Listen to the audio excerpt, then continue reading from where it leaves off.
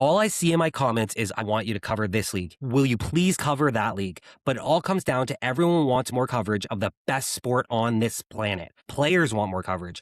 Teams want more coverage. Leagues want more coverage, but especially the fans want more coverage. But how are we supposed to cover some of these leagues when the stats are not available right away, or sometimes even at all? That's what we're going to be talking about today. We're also diving into one of the biggest stories in lacrosse right now. Austin Staats has officially been reinstated by the National Lacrosse League once again. Whether you agree with it or not, people have opinions, and we're going to discuss both sides. And I will also give you my opinion on it as well. Joining us later today is Michael Karvelis from the Daily Dive. We'll talk content creation, growing the game, and of course, the National Lacrosse League. Then I'll break down everything happening across the leagues from coast to coast, talk about the standings, and at the end of the show, I'm putting my reputation on the line once again, and I'm making my championship predictions for the MSL, the WLA, Junior A, Junior B, Senior B, and every other major league we cover. So today we're talking league visibility, Austin Staats, Michael Karvelis, standings, scores, and my picks for who will be lifting trophies at the end of this summer. Let's get right into it.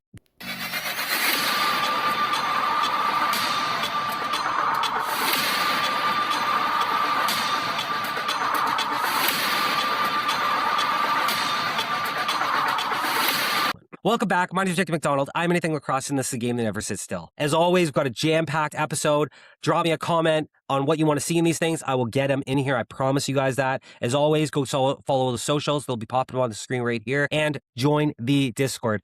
Great place for conversation. I always ask questions in there, and love the Discord. Love everybody in there, and it's a great community. So today, we've got Michael Karvelis coming on the show. Very exciting. I've been meaning to have him on for a long time. I've been on his show a couple times, and I only felt like it was right that he came on my show. He's also the only guy that does a daily lacrosse show during the season of the NLL, and now that he's obviously taking his hiatus for the summer, I figured what a better time to get him on. And we had a great discussion. Again, another guy I could talk lacrosse to all day. He sometimes gets a bad rep, but he's a great person, to be honest with you. I've never had any bad interactions with him. He has his takes.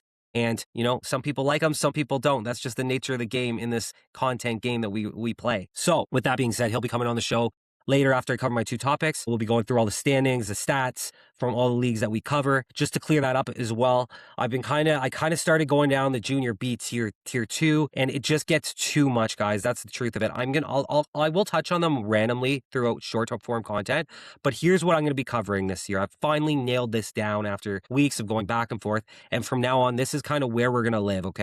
And I'll give you my reasoning for it as well. We're going to be covering, obviously, the MSL, obviously the WLA. Those are the cream of the crop of the summer ball, right? We're going to be covering Senior B as well, because I think Senior B is great, and there's a lot of great players in Senior B that can be looked at. And to be argued, honestly, the MSL, Senior B might be the league to watch in Ontario, just because everybody knows what's going on in the MSL, right? We'll obviously be covering Junior A across top tier Junior A. So that's the OJLL, that's the BCJALL, that's the RFJALL, and that's pretty much Junior A. That's Junior A. And obviously Ontario, BC is kind of up there, but Alberta's really elevated their game the last few years. So they are catching up. Then we're going to get into the Junior B programs, Tier 1. So you got Junior B Tier 1 in BC. You also got the TOJLL, which is Junior B Tier 1, which is also in BC. You got the RMJLL, or the RMJLL, Junior B Tier 1 there. You've got the OJBLL, of course, which is top tier. This is where I kind of get into it. And then we've got also out in the East Coast, you've got the Junior A out there, they're going to play for the Founders, and everyone sleeps on them, but they are up and coming, and they continue to get better every year. We're going to be covering the OJCLL, and everyone says to me, why do I cover the OJC over like Junior B Tier 2? Why would I do that? And I'll tell you guys, it's views. Okay, it's views for one thing. People love it. And I've got kind of a little bit of skin in the game with my nephew in that league. So I'm kind of more intrigued with the way his team's playing as well. So I'm going to cover it for that reason. And I will be throwing in some Junior B in the East Coast, because my hometown only has a Junior B program. So for those reasons, that's why those two leagues will be covered and not other Junior B. Other than that, guys, unless somebody's screaming at me, a bunch of people are screaming at me to bring in certain Junior B Tier 2 programs. But the problem is I'm running into is I started covering like the PGLL and you know, the RMJ tier 2 and all that stuff. And what happens is it's just like it opens up a can of worms, and I'm like, everyone's like messaging me, why don't you cover this league and that league and blah blah. It just gets too much. So I've decided these are what I'm covering. This is what I'm covering. If there's enough of a need for it, I will cover other things. Like I said, the OJC, my content, especially my short form content, thousands of views that I get on my OJC stuff. I don't know. I don't get it. The jungle, I don't understand it myself personally, to be honest with you, but there is a cult following for that. People love playing there. I take it from my nephew, and people love watching it, to be honest with you. They have a lot of passion in that league. So that's why I'm covering that specifically. And of course, the East Coast, it's because of where I am, and I love the East Coast, and I gotta promote it because it doesn't get promoted enough. So that is going to be where I live in the summer. And then of course, NLL in the winter, and maybe arena. We might start covering some arena league stuff as well next year. Again, this year was like, I'm still learning, and I'm still trying to nail down my niche, right? In a sense, like I'm just still trying to nail everything down. So that's my idea. You guys can leave in the comments what do you think on that one. For me, I really do think that's where I got to live in order to be able to maintain and do this stuff. And I will be somewhat touching on the WMSL every once in a while as well, because I do think that that's the best women's professional lacrosse in the world. And so I do want to touch base on that. Yeah, but I'm not really sure where to watch that one, to be honest with you. So if somebody could put that in the comments, that'd be great. And other than that, I'd still cover it because there are some really good girls in that as well. And I like to promote women's lacrosse is growing. You see women's basketball growing. You see women's hockey growing. So women's lacrosse could grow too, right? So I'm going to be wherever the attention is. That's where I'll cover. So if you guys want it, leave it in the comments. I'll get it covered. And I think I think the last time I checked, I think I was at like around a 10% women listening rate. So I'm cool with whoever listens. I think I'm actually was a little bit surprised I have more women than I thought listening to me. So if you guys want that covered, I'll cover it for you. Right now, last week I actually didn't put an episode out. I was going to put it out later in the week. I got extremely sick. Like I got I was just down and out. I almost didn't even have, like, I can hear it in my voice even a little bit still. I almost didn't even have enough strength or like enough, like I couldn't even sit up the one day. So I didn't even, there was a couple days there that I've done a little bit of content. The last few days I've only done like one piece of content per day, which is not like me, but I gotta stick to, I promised myself I would put out one piece of content every day at least. I like to put out 3. That's kind of my standard, 2 or 3, but 3 is like kind of where I like to live. And I would, so because of that, I didn't put a podcast out last week. So now but this gives me a chance to get back on track because now I can get it out for Monday. So this will be out Monday at the very latest Tuesday, but Monday is where I'm going to live with this too. So let's get right into it here. Enough talking about that stuff. And let's get actually into the episode. So my first topic is going to be the issue with some of the leagues not putting his stats up. So TOJLL, I'm going to call it some fucking leagues here. TOJLL is one that I have a hard time. Sometimes the stats aren't done or they're not entered. The scores are usually entered in that, but not the actual player stats. So I don't like that overly because I like to know how we're getting there. The OJB, same as goaltending stats. Sometimes they're not there a lot, which I don't like. You've got the who is it? The RMJLL. Okay, let's just talk about the Alberta. They need a better site. They need to update their stats. Now, somebody else gave me another site that they also, I guess, they use or whatever, but I can't find scores on there. So I can find the stats of the players, but not the scores. So, if you want your leagues covered just from somebody doing content, right? Maybe I'm wrong. You guys can tell me what you think. But for somebody doing content, I need it to be easy to get to, and I need it to be available I'm not asking for it right away, but the next day.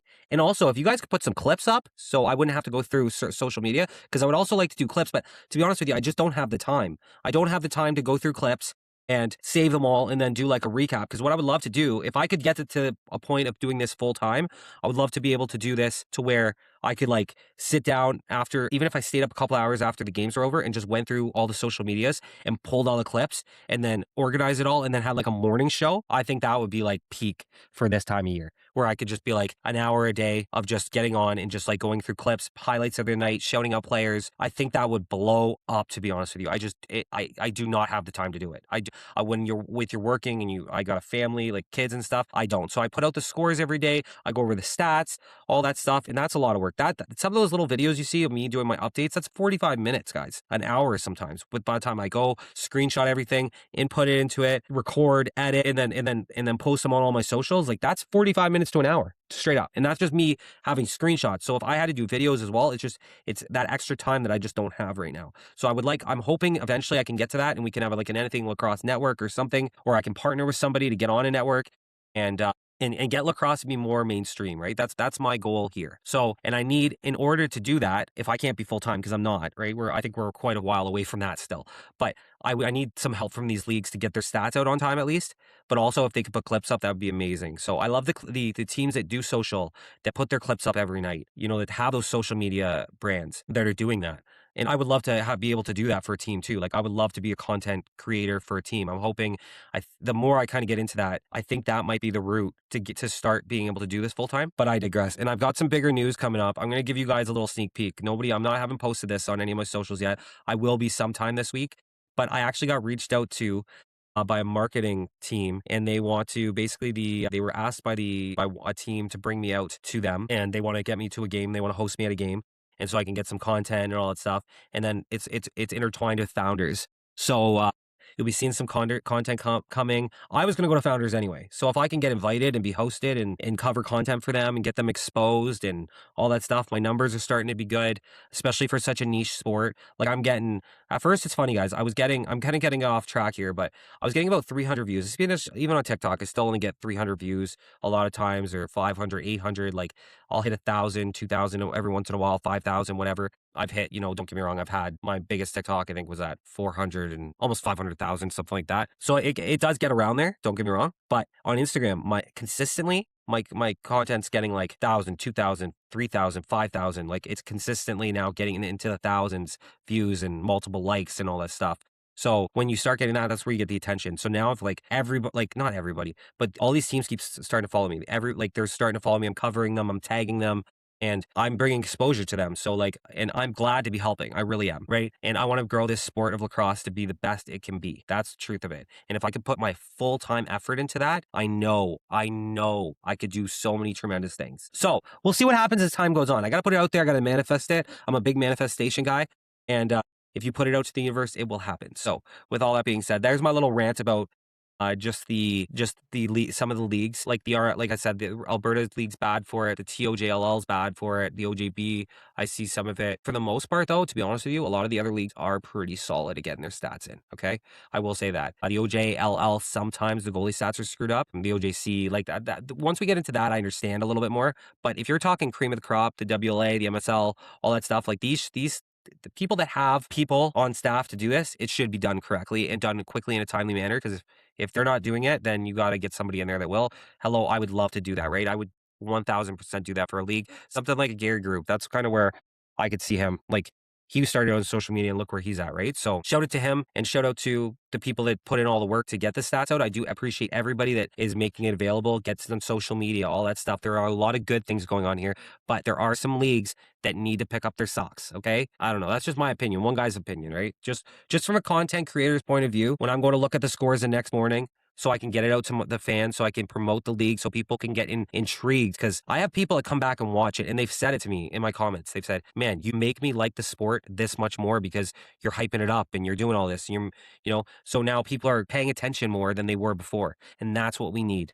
Junior hockey is a massive following, and junior lacrosse can have a massive following if we can get the right people behind it. And you've got some really good guys in the sport, and it is growing. And like I watched a YouTube game. I've been watching games on YouTube. The quality is fantastic. To be honest with you, just give me that. I'll watch that all day, to be honest with you. Like the quality I find is great. So there's a lot of good things here that a lot of leagues are doing, but there are certain leagues that could definitely pick it up a bit. Again, just my opinion. Now, before we get into the Michael Karvelis interview here, quickly, I want to talk about the Austin Staats situation. Now, anybody who's my OG listeners, I've had opinions on this. I've had strong opinions on this, right? And all my stuff's up. I don't agree with taking things down. I don't care. And that might bite me in the ass one day. I don't care. I don't agree with it because I will always address it. I always stand behind what I say, or I address it and apologize for it. But that doesn't mean I'm going to take it down, because at the end of the day, I need to, if I said it, I don't want it to just be like gone. I'll stand behind what I say, right? And I'll say anything that I say to people's faces or to them through messages or whatever, because I think it's important to stand by what you say. Now, with that being said, when I get new information, my mind changes. It happened in the Lacrosse Canada situation multiple times, back and forth. The more information I got from either side, and then I made my final decision that I thought everyone was wrong in a little bit of a way. You know what I mean? So I make decisions based off the information I have at the time, and if new information comes in, it changes my mind. I'm not against changing my mind in situations. And the Austin Staats situation is kind of one of those situations. Because if you guys remember, if you go listen, I think this was like episode 7, I might have talked about him the first time. Because this is what I do.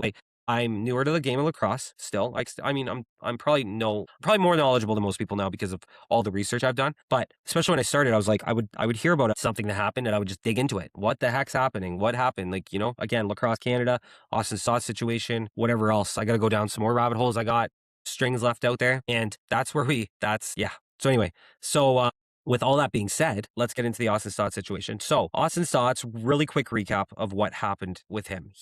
First off, you got the incident where he bit somebody's finger off on during the playing, like in the PLL, I think it was. Then you have the domestic situation that he went down. I went over all the case stuff. You can go listen to my old podcast, look up Austin Staats, you'll find it. Or go just scroll down my list on YouTube or Spotify. You're gonna find everything I've said about him. I don't delete videos, like I just said.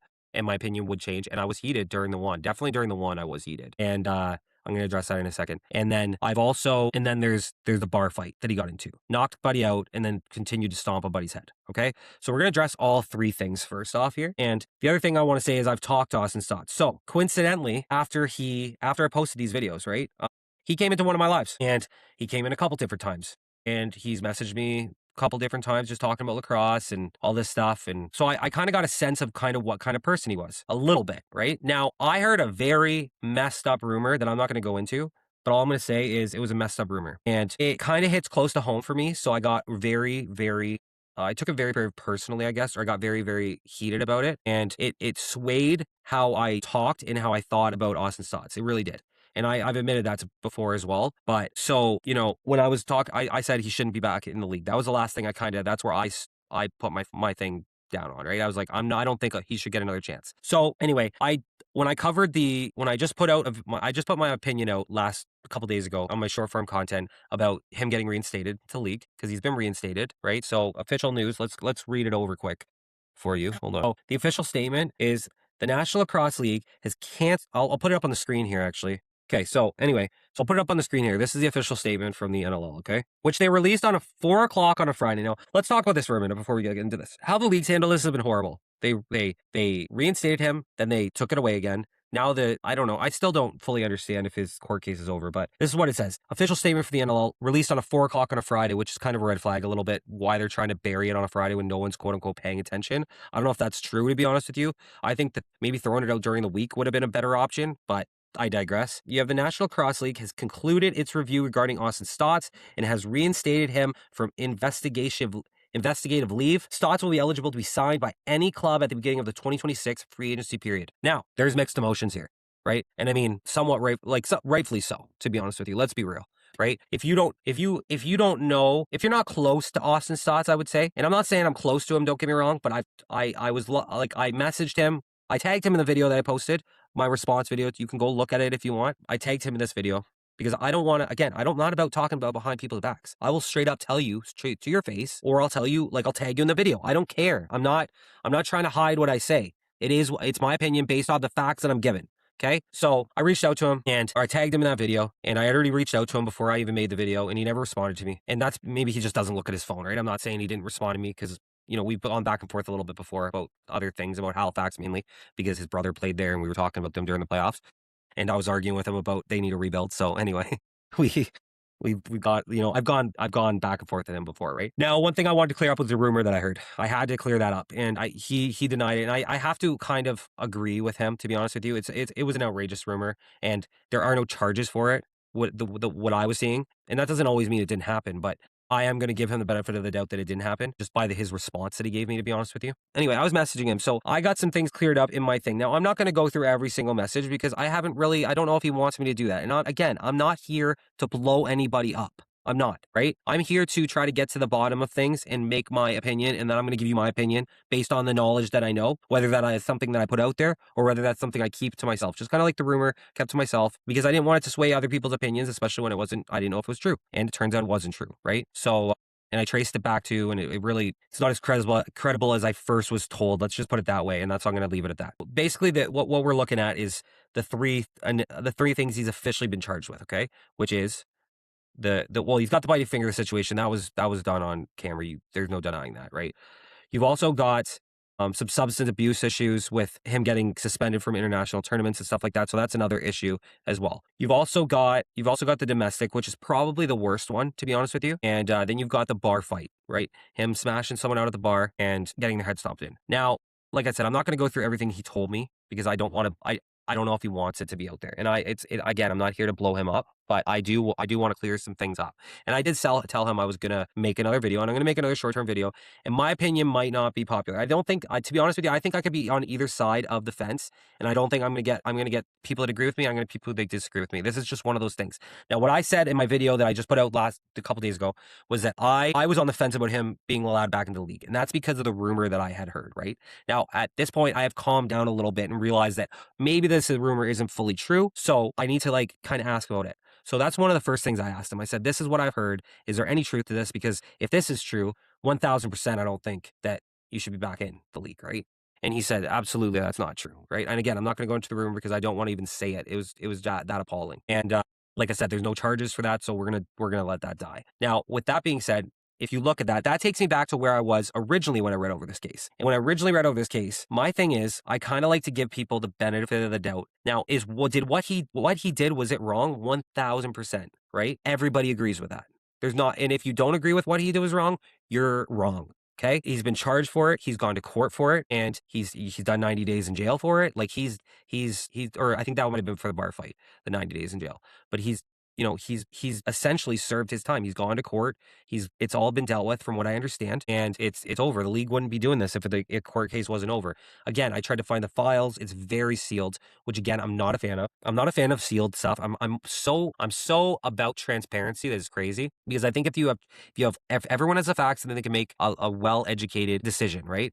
And I think, to be honest with you, it would somewhat help his case, because when the fear of the unknown is actually worse than what happened, because everything's like, we don't know exactly what happened in that house with the domestic, right? We don't know how bad it was. We have an idea because of what was said that is released, but there's details that aren't released. So we don't know exactly how bad it was or how bad it wasn't. Like, so this is where I get into, right?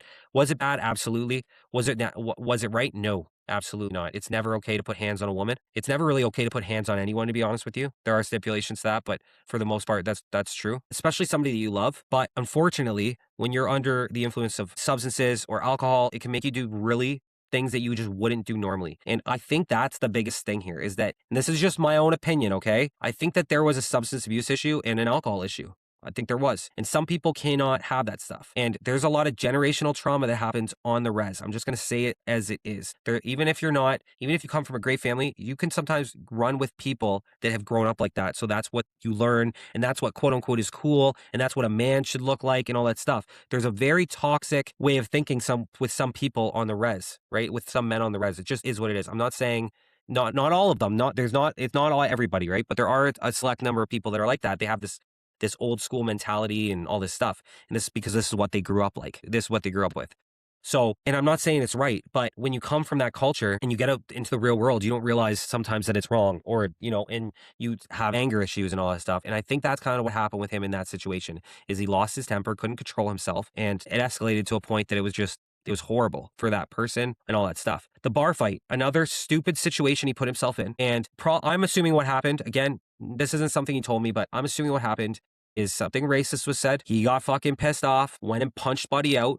Like, he's a professional athlete. Austin Staats is a big boy. I remember in my comment, one of the comments, he said, Austin Staats would tune you up. He would knock you out. Yeah, no shit, bud. The guy's a fucking animal, right? He's a beast. He would definitely tune me up, right? I don't have any issue with saying that. You're not telling me anything I don't know, brother. And the problem where I have with that is the stomping on the head. I think that if you say something messed up to somebody and they come and smash you out, I think that just goes par for the course, boys. If you just keep your mouth shut and be respectful to people, people are respectful to you 99.9% of the time.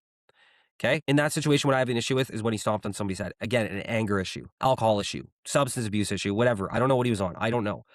I just know that from what I've read before, there has been substance abuse. There's been substances in his system that weren't supposed to be there, and that's why he's been removed from or suspended from international play. So I know that there's been some sort of substance issues, right? Whatever that may be. So I'm not making excuses for the guy, because that's wrong. But I can tell you one thing. He's been he's told me he's sober for 10 months. He's been sober for 10 months. He's been going to programs and stuff like that. He's been working on himself. He's trying to be a better member of his community. He's trying to be a better somewhat role model. I'm not a big fan of athletes being role models in a sense. And I understand that's not something that it's just you kind of become a role model because people are looking up to you and they want to become where they want to get to where you're at. So you don't have a choice if you're a role model, but I'm not a big fan of parents putting athletes in this role model because these guys are good at putting a puck in the net, a ball in the net, a basket through the or a ball through a basket or a football down to the field, right? That's like, if you're good at that stuff, does that mean that you should be a great person? Like, that doesn't automatically make you a great person. That just makes you a good athlete. So I think we do need to stop. We need to compartment. Oh my God, I'm not gonna be able to say this. We need to be able to separate that. So we need to compartmentalize. I can't say it right now. We need to be able to separate that. So if you're a good athlete, I don't think your personal life should really affect that, in my opinion, most of the time. Like I said, there's certain crimes that I do think that for. Yeah. And like, one of the things that I always see, like, one of the things that I don't like is when people are saying, oh, well, athletes in the NFL, athletes in the NBA do way worse, and they're still allowed to play, and they play a multi-million-dollar sport, and blah, blah, blah, blah, blah. And they get fined, but it's like a slap on the wrist. Okay, I understand that. But why are you going to compare bad behavior with bad behavior? I don't agree with that. That's a weak excuse, and I don't like it. That's just my opinion. But when I see a guy, and I can tell you, when I put that video out, I said I was on the fence. I said I didn't, like, I'm going to give you my opinion. Like I said, I don't care. I would have said to his face. Like, that's just how I am. I do think from the message that I received, it was respectful.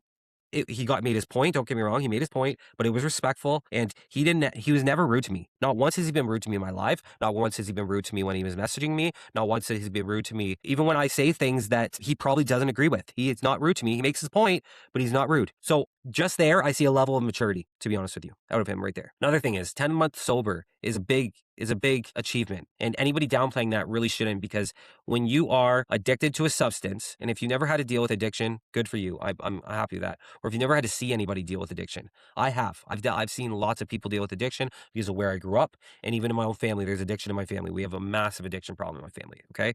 Now, I make it a rule for myself. I don't drink during the week because I know what that leads to. So for me, it's not something that I indulge in. And that's how I've kept myself on the straight and narrow, because I seen it the other way. I was like, I don't want to live my life like that, where other people, they don't see the dangers of it, and then they start using it, and then it's just too late. You're down a slippery slope.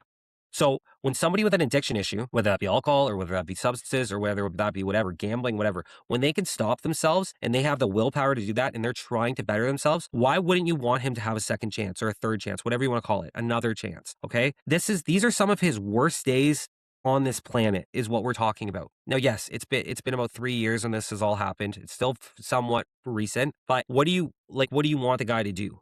Should we make him rot? He's a massive talent, lacrosse wise, right? And whatever team gets him, if they do sign him, which we're going to talk about in a minute, whatever team gets him is gonna be a better team on the field. Let's just put it straight out there. The other situation that everyone compares it to is the Carter Hart situation. I don't like that. Carter Hart's was a sexual situation. Austin Staats has no sexual charges on him. So it's apples and oranges there. So it's not a situation. I don't like the Carter Hart situation. And everybody who says Carter Hart's innocent, you're wrong. You're wrong. He was acquitted, which technically means he's innocent. But go read the case. Go look at what he was said on the stand, and you tell me if that was your fucking daughter, you would be okay with that. But I've already talked about that a little bit, and I don't want to get into the Carter Hart situation because that one does get me revved up. The Austin Staats is not. I don't like to put him in the same category as Carter Hart because his is not. There's no sexual charges to him. So I don't think, and there's no sexual allegations about him. So I don't think that he should be in the same breath as Carter Hart. So again, what he did, was it messed up? Absolutely. He admits that too, right?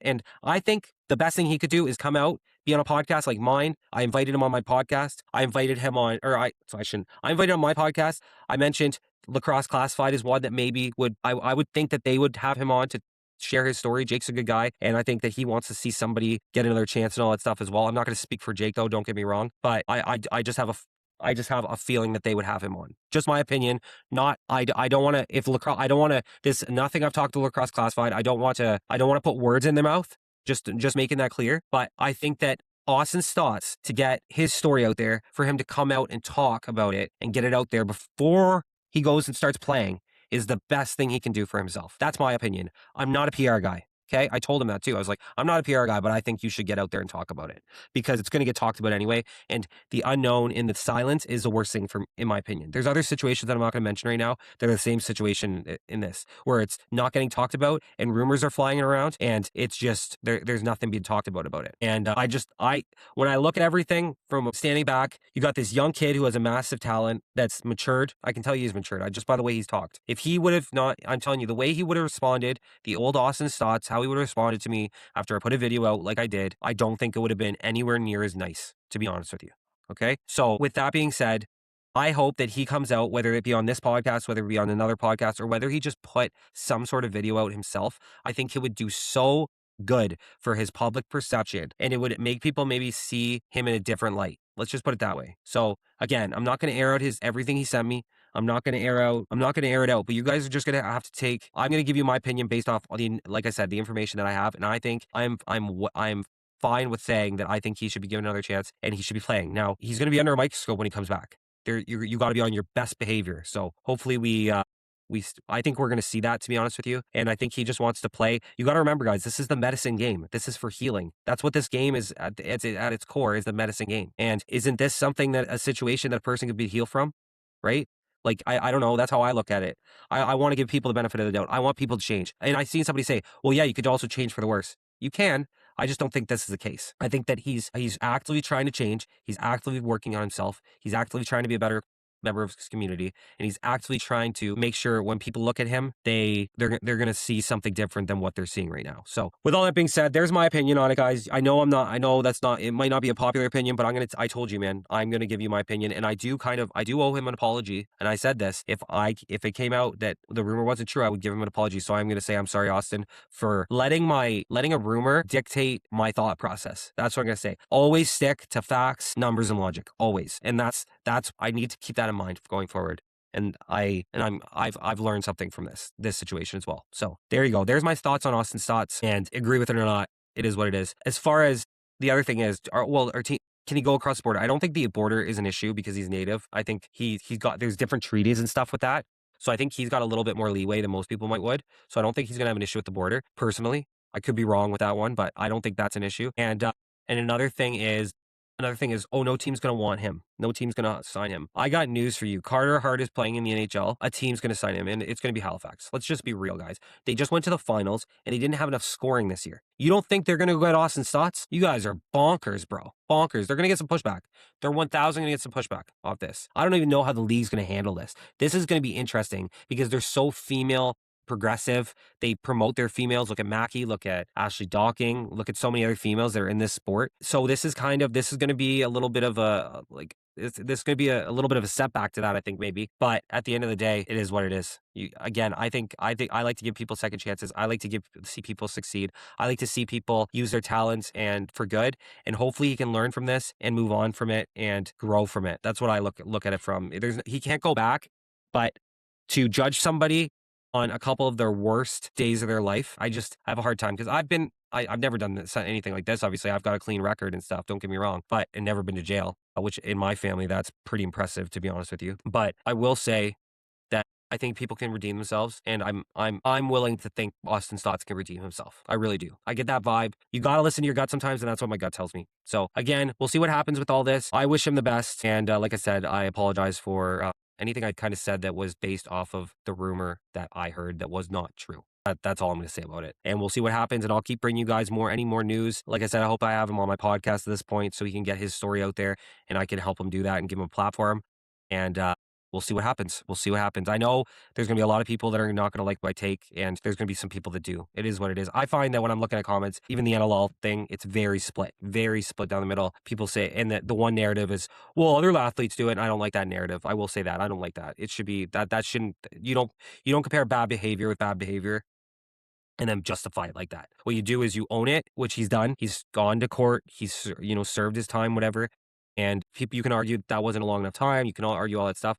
But at the end of the day, he's served his time, and you got to give the kid another chance, man. You got to, and if the judge said too, I read some of the court stuff, like I did read it, whatever was available. And the judge did say if he comes back there, he's going to be in a lot of shit. So, so we'll see what happens. I hope he's not ever back in court, and I hope he can move on from this and be a good role model for a lot of the people that look up to him, because there are a lot of people that want to be where he is. So with all that being said, that's all I'm going to say about Austin Staats, and we'll go on from there. Like I said, I'll keep bringing you guys the news as it comes in or any information I get, and make your own decision. Go read the court cases. Go read the facts, and make your own decision on this case. Do you guys think he should be given another chance? Do you think that what he's done is prove the person that he is and he can't change? I don't know. I like to believe that people can change. That's where I'm at. So yeah, you guys let me know what you think. Anyway, holy cow. So let's get right into the Michael Karvelis interview here. And Michael Karvelis is one of the first guy that brought me on a show. He's brought me on there a couple different times. I always have a great time talking to him.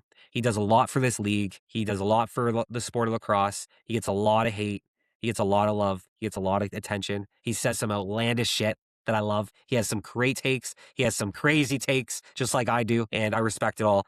And at the end of the day, whatever's going to bring eyes to this sport I love it. So he rubs people the wrong way sometimes, and I think he's okay with that. So let's get right into the interview. You're going to get to hear from him, and let's go. On today's show, I'd like to welcome Michael Karvelis from the Daily Dive. I've been meaning to have him on for a long time, so glad he's finally here. What's going on, Mike? You say that. No, I'm kidding. We're back. I mean, I had you on the show a couple of times. It's only right that we keep on going back and forth. It's fine. Yeah, man. I think if everybody works together, I think that it can just help everyone in the audience grow, right? Because we're all kind of talking about the same things, and it's different perspectives. So, I mean, and even if you don't like something, you say or I say, or it doesn't matter, because at the end of the day, get on the mic and talk yourself then if you don't like it. It's more NLL talk. Like, let's freaking discuss this stuff, man. I love it. Yeah, man. So I just always like to start with my guests the first time they're on the show. How did you get into the sport of NLL specifically, but even lacrosse? Because you're kind of like me. You're just a fan that's come in and seen no media and was like, okay, I got to bring something to the table here. I'll admit, the first time I heard you ask somebody this question was Pat Gregoire. I know he was prepared for. I'm like, wait, does he ask this to every single person? Because I was like, okay. Is this a new thing, by the way, you asked me all this, or has it been the whole entire time? I've always asked. I had Jake Elliott on here. I asked him. I asked pretty much anybody who's in lacrosse. I must have skipped those parts. I'm so mad. Yeah. No. It's good, man. I live in. I tell people I live in Guyton, Georgia, which is it's the South, for crying out loud, the United States, obviously. And if you think lacrosse is not big here, hockey is not even big here. So that's what I'm up against here. When you hear the word lacrosse, you think, oh yeah, that thing on the soccer field with the broccoli head kids. That is literally what you think of. Or they just what word is that? No one knows what it is here, which is unfortunate. Remember watching hockey, because I've always been I love every sport if I can. I really do try to watch them all. I know you've been on that train as well, trying to do that. I was pointing to the wrong direction there. This is funny because they just had a video game this year. I had an Xbox One, and my first really introduction to lacrosse was playing, I believe, Casey Powell 2018. I was like, this is really fun. I'll just play on the Xbox for a few months, and then I just got rid of it. I then came across on YouTube some NLL highlights. I think it was when the Rush won a championship. Didn't really think anything of it, and I'm pretty sure the Swarm were in Minnesota because it didn't hit my brain. Oh, that's the Georgia team. And then, so I guess this was before Casey Powell, or just highlights of those old stuff. And then I'll actually tell you the story of how the Daily Dive thing happened. I don't think I told the story. I'll say it, I can't say who. I was asked, do I want to start doing this? I didn't get, it's never been paid, but it's do you like the sport? And I was like, yeah. And they're like, no one does a daily show, you should do it. I'm like, wait, what? What do you mean no one does daily lacrosse content? How is that possible? Isn't this sport old? I started finding out more. And it was the sport, when I watched the sport, the box lacrosse version, I was like, this is what I want hockey to be. Hockey, the puck got lost. Connor McDavid didn't, never had the puck, except for 10% of the time. I watched box lacrosse, and it was superstars. It was basketball, football, hockey had this beautiful, perfect baby from God, just gave him to us. Oh my, what is this sport? And then it was a raw show, but I got into it, and I can't stop. I cannot stop watching it, man. But it's kind of it's a double story, but you get it. It hooks you, right? Yes. Yeah, it hooks you, man. It really does. It's kind of like you said. It takes the best of almost every sport and combines it, and then you play it, and it's just how do people not know about it? That's what I kind of blows my mind. I've watched the NBA games, and the same arena feel you get is either this sport's one of the few sports where you watch it on TV and on if you're in person, it's the same sport. They're both football. I've heard I've never been to a big football game. I've heard in person, it's super far away. I think NBA and in the NLL is the NBA and the NHL is just that intimate fan experience. No matter if you're watching on TV or if you're watching in person, I think it's amazing. I think it's unbelievably amazing, and I think it's sad that we're not there's not more known, but we can get into that kind of stuff. Oh, but I can't get enough. I cannot get enough of this thing. Yeah, and I think the biggest thing is just exposure. So that's why Yes. it's good that you have guys like you guys and me and all the other guys doing media as well for it. And it's growing. It definitely is growing. I even look at the numbers. I haven't done my number breakdown yet for this year, but I did one last year, and you can see the projection. There was definitely a peak in like when the NHL lockout was on, and then it kind of dropped off at 2010, but now it's starting to get back up there. And I mean, the teams, it seems like the markets that are solid now are solid and they're not going to move. You have a couple that are obviously still up in the air, but as of right now, I think the markets there's a couple key markets that definitely aren't going anywhere. I think Buffalo Bandits, obviously, I don't think that's an anomaly. I don't think Halifax is not an anomaly.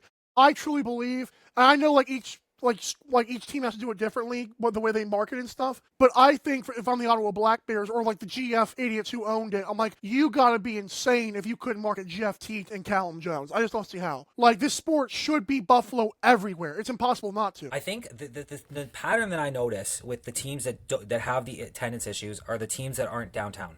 And I know that's like logistics and cost effective wise and stuff, but you can slice it any way you want. But those are the teams that are right downtown core of these cities have no issues filling up. I know, and obviously the retort to that, just so we can talk all sides here, is, oh well, Vegas moved to Henderson. Yeah, well, Vegas is like a world tourist spot, so going to Henderson makes sense. But like some teams, it's like if you're not going to go to the summertime, why would you not be where the people are? Like you can't expect them to drive to you now. They didn't know who the Riptide were. They didn't know who the Black Bears were. Why would they drive to you now?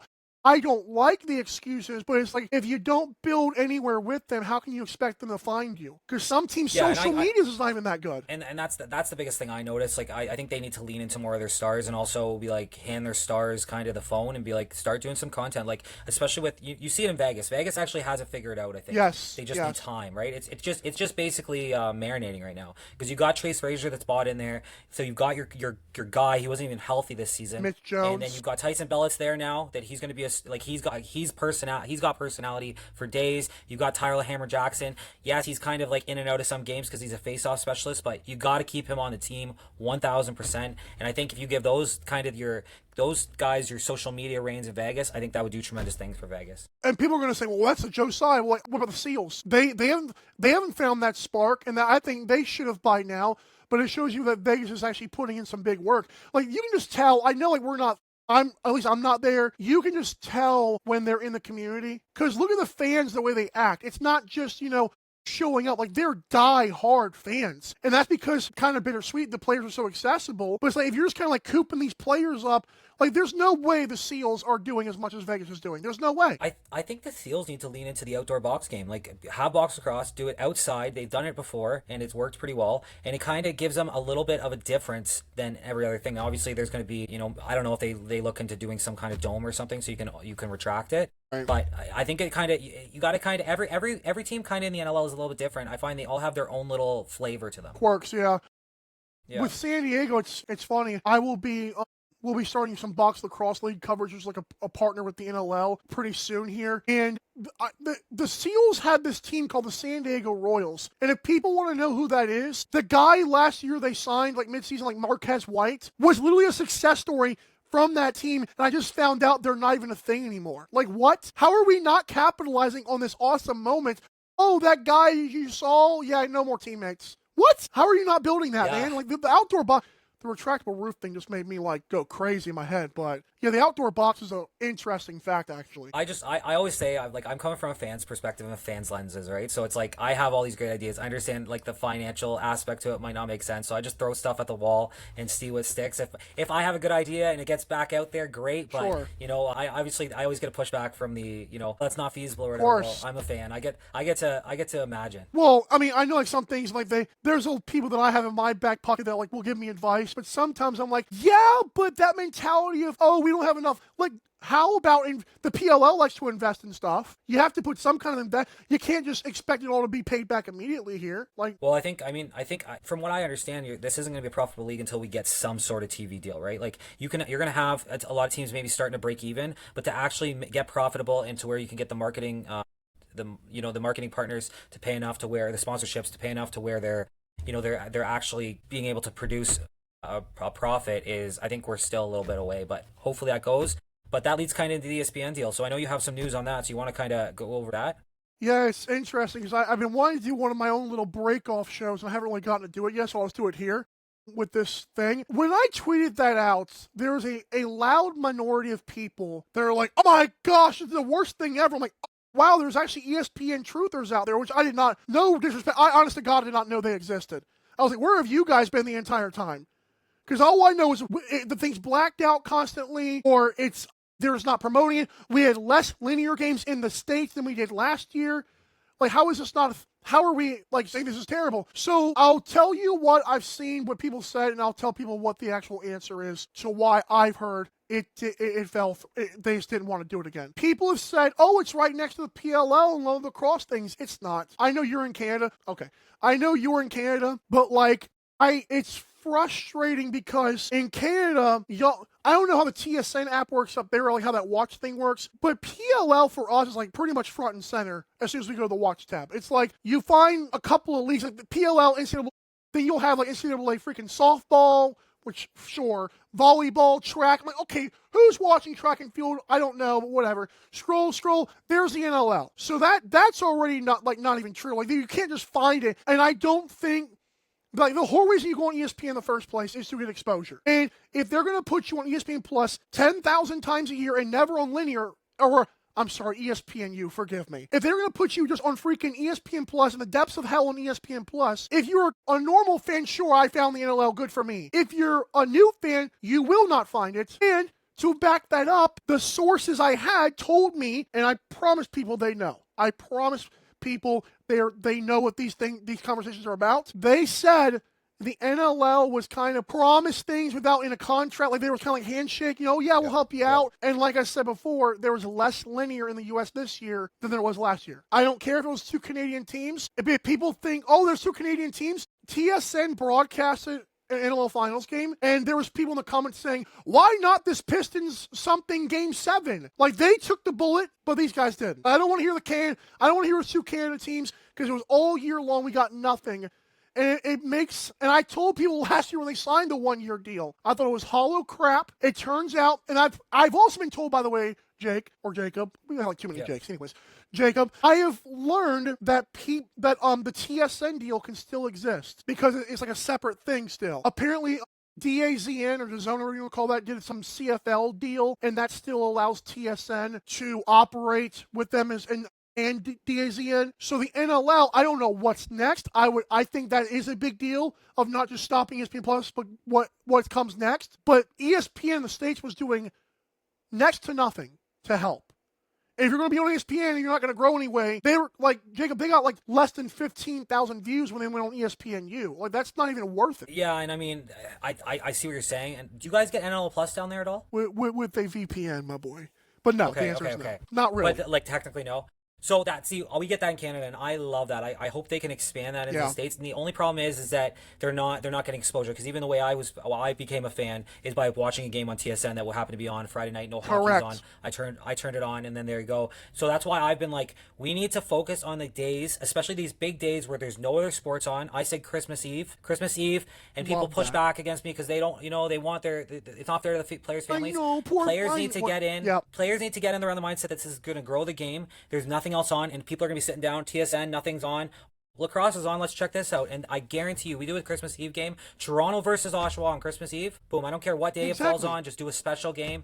And that every year that can be the Toronto, Oshawa, a fucking Battle of Ontario, whatever you want to market it as. And boom, man, I'm telling you, that's one day. A day after or 2 days before, and 2 things to that point. One, I've heard you talk about that. I've said it on my show. That was an amazing point. Like, get these days where it's like nothing's happening. Even some holidays, like nothing's happening.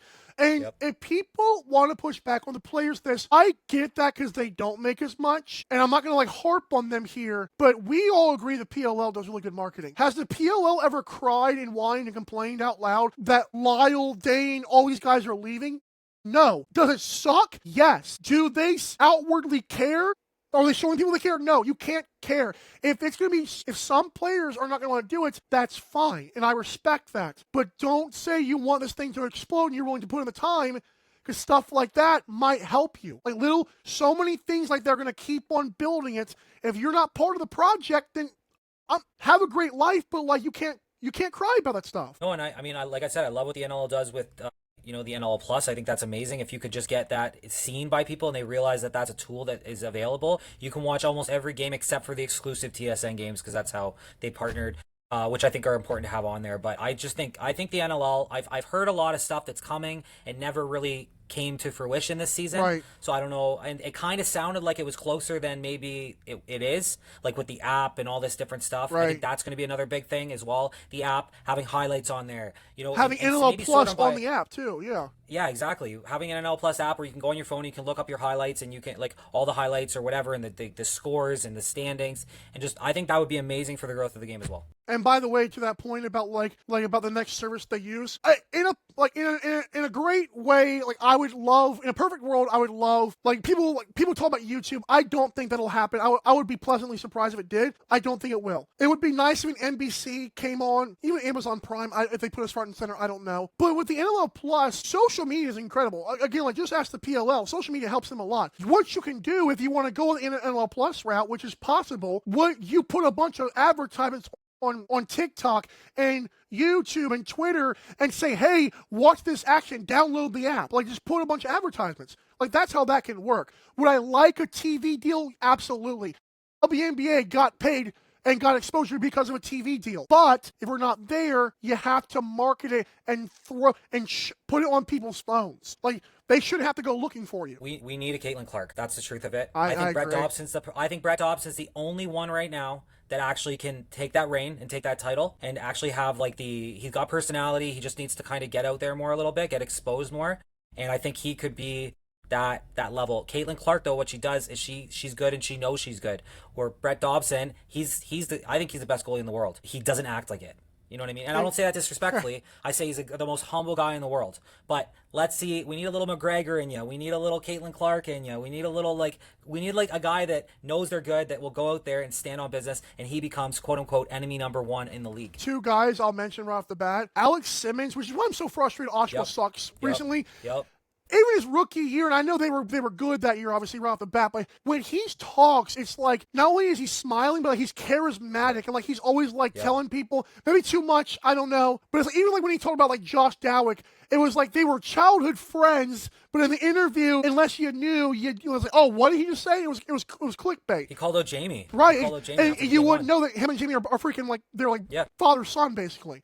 Another guy, and I know it's such a popular thing to hate. I know I got mad at him this year for being inconsistent. Don't tell me Rylan Hartley's not good for the game. Don't do it. I mean, if the safety stuff, absolutely, I get it. But you can't tell me that's not kind of fun. Again, I don't mean this disrespectfully. He's not good enough. Sure. He's not a top level goalie. He's not consistent enough. Sure. He could, exactly. He has games, and I think that he needs a new look. I would have liked to see Hartley go to Vegas this year. I would have really liked Vegas to try to get a goalie, even just for a change up. Don't get me wrong, Khan's coming up. That kid is going to be a stud, but you probably got another year without him if you really want to let him develop properly. And I think that you need somebody immediately just to kind of get in there and so you can make the playoffs. And I think Hartley or Damoud or anybody like that, they need somebody. I don't know who it is exactly, but they need somebody to go in there and kind of take the reins of that goaltending position. And if you want to move on to, it's interesting you mentioned Vegas because I mean we can talk about like some teams right now. They were I believe it was yesterday that Sean Williams got promoted to. He's still going to be head coach, but they said he's going to be president of lacrosse operations. I believe what is his name, Casey Mole or something like that, became GM. And you read the player comments, they all love the guy. And it seems like everything Vegas has done in the last couple of years has turned to gold. Everything they do has like been leading up to a bigger picture, which I love. So even like the guy who won Executive of the Year is like a 40-year-old. But if you read his LinkedIn, it's like this dude came from like the sticks. Like, he did all the right things and worked his way up. Well, their GM started as an equipment manager, I read. That's and crazy. His way up to the GM. Yeah, so I should have scrolled. I read more. Yeah, and that's the thing about lacrosse. These guys really give the reins to people or give like those positions, and they really trust them and they let them have. Sometimes like, too much. Sports are so well, I agree, right? And that's kind of the line you're walking. But in other sports, it's like you're gone. Here, it's almost like. Because I said this to Jake Henhock when he was on my show. I said, do you think that if Micah Kiersey, if Halifax wouldn't have done what they did, do you think Micah Kiersey's job was on the line? Because I personally did think that. And he's like, no, you're crazy. He's got massive loyalty. And I mean, at the end of the day, he went to the finals. So I mean, that's why I'm happy that and I'm going to touch on Halifax in a minute. That's why I'm happy that Rochester, like Seneca Nation. Yeah. The reason it's so unprecedented what they did firing a coach mid-season I do believe there's value in the continuity of the league, because like you can help people can buy in and fall in love with these teams and franchises. But I also think having a little bit of flair in there, like if Seneca Nation's going to pull stuff like that, I'm like, oh yeah, heck yeah. I wonder if that moves the needle for future teams to like not be so, because I mean, it's crazy now that they won the championship, but you can't tell me the Rock fans for the last 5+ years were not calling for Matt Sawyer's head. It paid off, but. Yeah, there's a lot of Rock fans that didn't like Nick Rose, didn't like Matt Sawyer, and then now it's changed. The narrative's changed a little bit there for sure, because then they both are champions, right? Sure. And I mean, Toronto. What'd you think about Toronto's run there too, man? Like, were you how surprised were you that they got there? And you know, who really surprised you on that roster? I had a segment on my show, I believe, what was it, in April? I pulled it up on the story recently. Oh my God, look what I said! And I literally asked myself, because as a sports fan, you're like. It like kind of like the San Antonio Spurs, which is funny, even though they're like second-year guys. Young guys always have to have learned. The Buffalo Bandits had to learn to lose. I always tell people that Dane Smith and everyone got offended when I said he was 0-3 in the finals. And okay, shoot me, like my bad. But it's like for Jamie Dowick to not only give up Nick Rose for a rental in Calgary, yeah.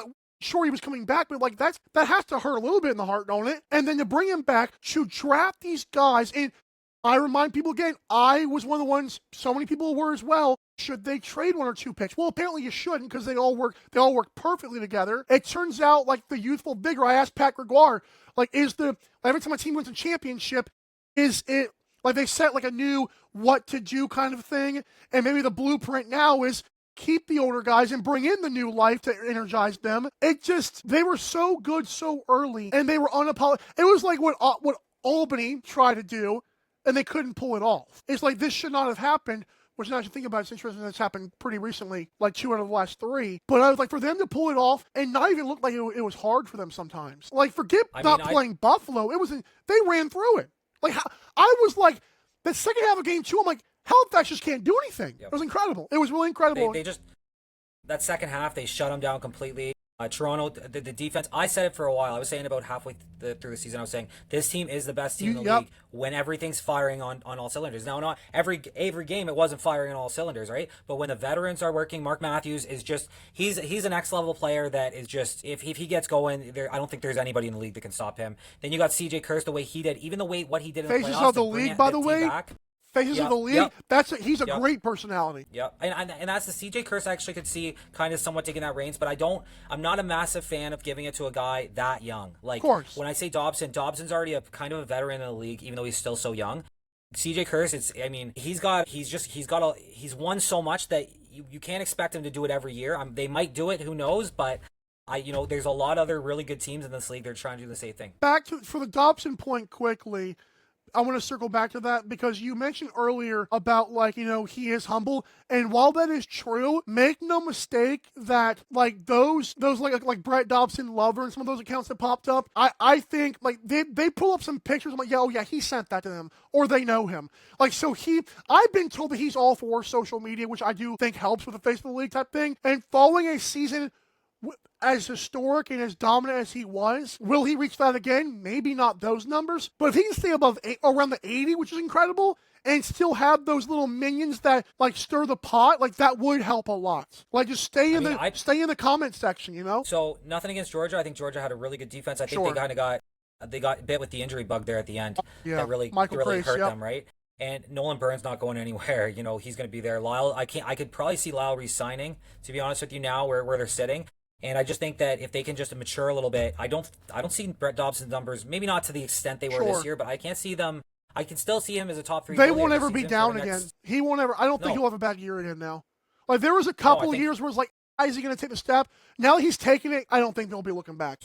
Even the couple of years that he was like, I looked at his stats, and he was still a 76, 78 save percentage, which is like, at the time was like the average. Like, that was only a couple goalies were really ahead of him. He was about the 5th goalie ranked or something. He was like a prodigy, so it's like he's supposed to be good right away. But now that he is good, like, this is what everyone said he would be. He's like, okay, this will be perfect. He's good now. And like the next crop of goalies coming up, I'm not kidding you, is just as good. If not, I don't want to say better by any means, but like they are good. Like, you have Jack Cass coming up. up, and then the They're all Kahn freak brothers, athletes. They're all.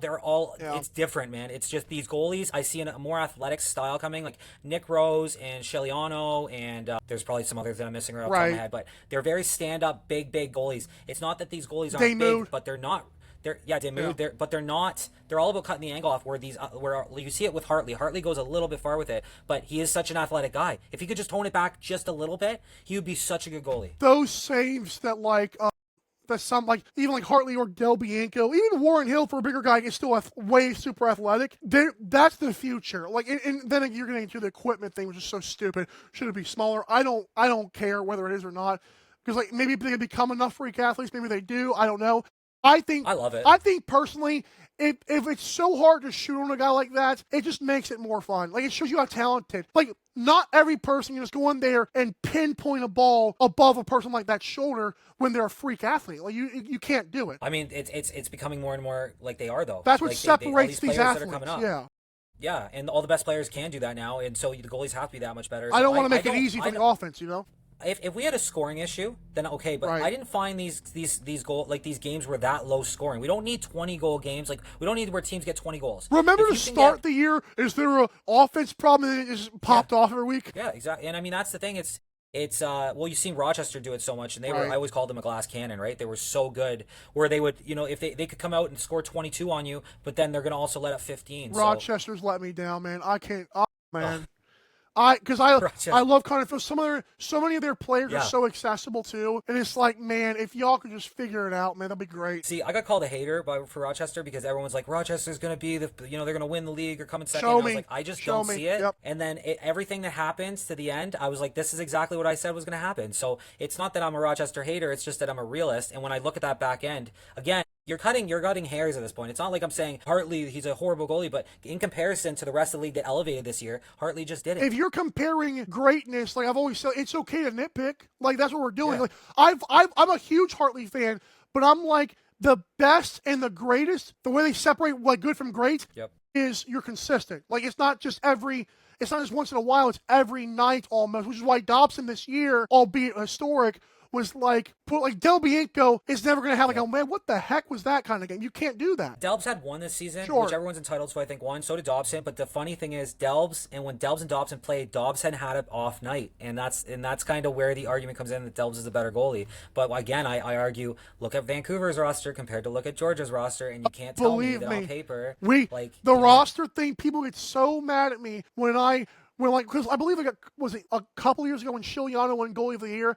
Are we just going to pretend the Russia's defense was not insane? Or are we just going to that's not now Shiliano can be great, but I'm how do you not give it to another guy like a Zach Higgins that year for the Ottawa Black Bears, whose defense was not that great and still was awesome? And that's kind of the way I look at goaltending personally. I don't look at I look at it as a team game. It's obviously that's a goal against thing, but when you're looking at the the individual goalies, you have to look at the team in front of them. Right? Yeah. This is just the argument that you make. And I think that it's splitting hairs, but there's definitely I think Delbs and Dobson are definitely in that tier of their own. I want to go back to Halifax real quick since we talked on it earlier. I have a question for you because I had this take towards the end of the season on my show. If you talk about Micah Kersey's job security, and obviously every coach is safe for the next 10 years, it feels like, which is crazy. And I know that to start the year when they weren't playing well, he probably was a little bit hot water, at least for eventually I do believe fans talk enough. It does intimidate teams to make a move. But I'm wondering, because they lost the finals, if they come out the gate slow, which I don't think they will, but if they do again, how quickly does it heat up again? That's the bittersweet thing about making the finals and not winning it. I don't think we have that issue with Halifax because if you look at Halifax, they have a lot of picks coming up, and there's a really deep draft. The next couple drafts are deep. They've already got their guys. I've been told by a close source that Jamesons and Staats are going to play for another 8 years. I think that's a little bit. Yeah. I think no, that's obviously a little big exaggeration. But you got probably 4 years left with them, right? Which I was thinking more maybe a year or two. So in that sense, it's if Randy stays healthy, he might give you 3 or 4. Jameson's the one where you wonder. You got Peterson, but Jameson will be there. He'll either be there as a player, and then as soon as he's done a player, he'll be a coach, a GM, something like that, right? In the system.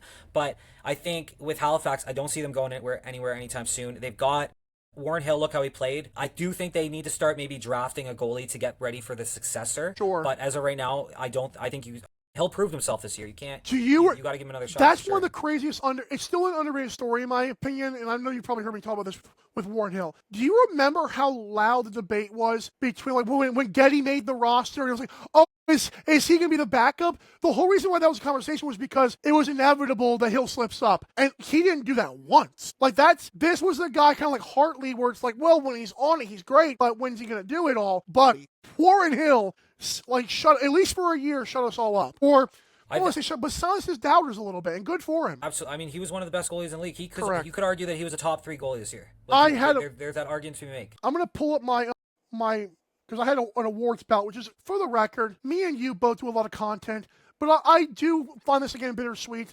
I think one day the awards should not, like, we should not vote if we like do some random podcast.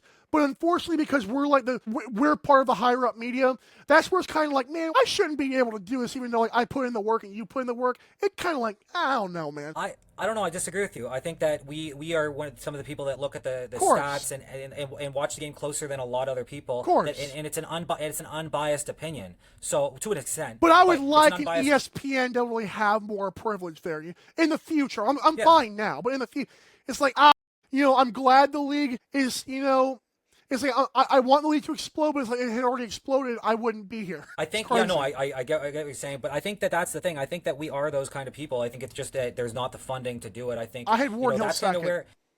If you see other like hockey's a perfect example. Like there's a lot of people that started on social and they've brought them in hockey and now they're quote unquote actually working for media companies. Of course. And I think that's the same thing. So I think that as long as you have I would never want to see it. Like, I don't know how many people got to vote, but I don't never want to see it where one person really overtakes the whole voting, right? Like, I want to see it should be like at least I would say 10 people to be able to like really vote and decide on who it is. I believe it is well over that, but what I will say, like just to readjust what I said, just to like make it feel better. I do think guys like us should be able to come up and make it, but I wish there was an established act, like, cause even like Teddy and Pat and those guys, it's like they're great, but I mean like we don't have like the ESPN up there, like these super powerful. I wish there was already that, but there's not right now. So of course they're higher than us, and I do think people should be able to grow.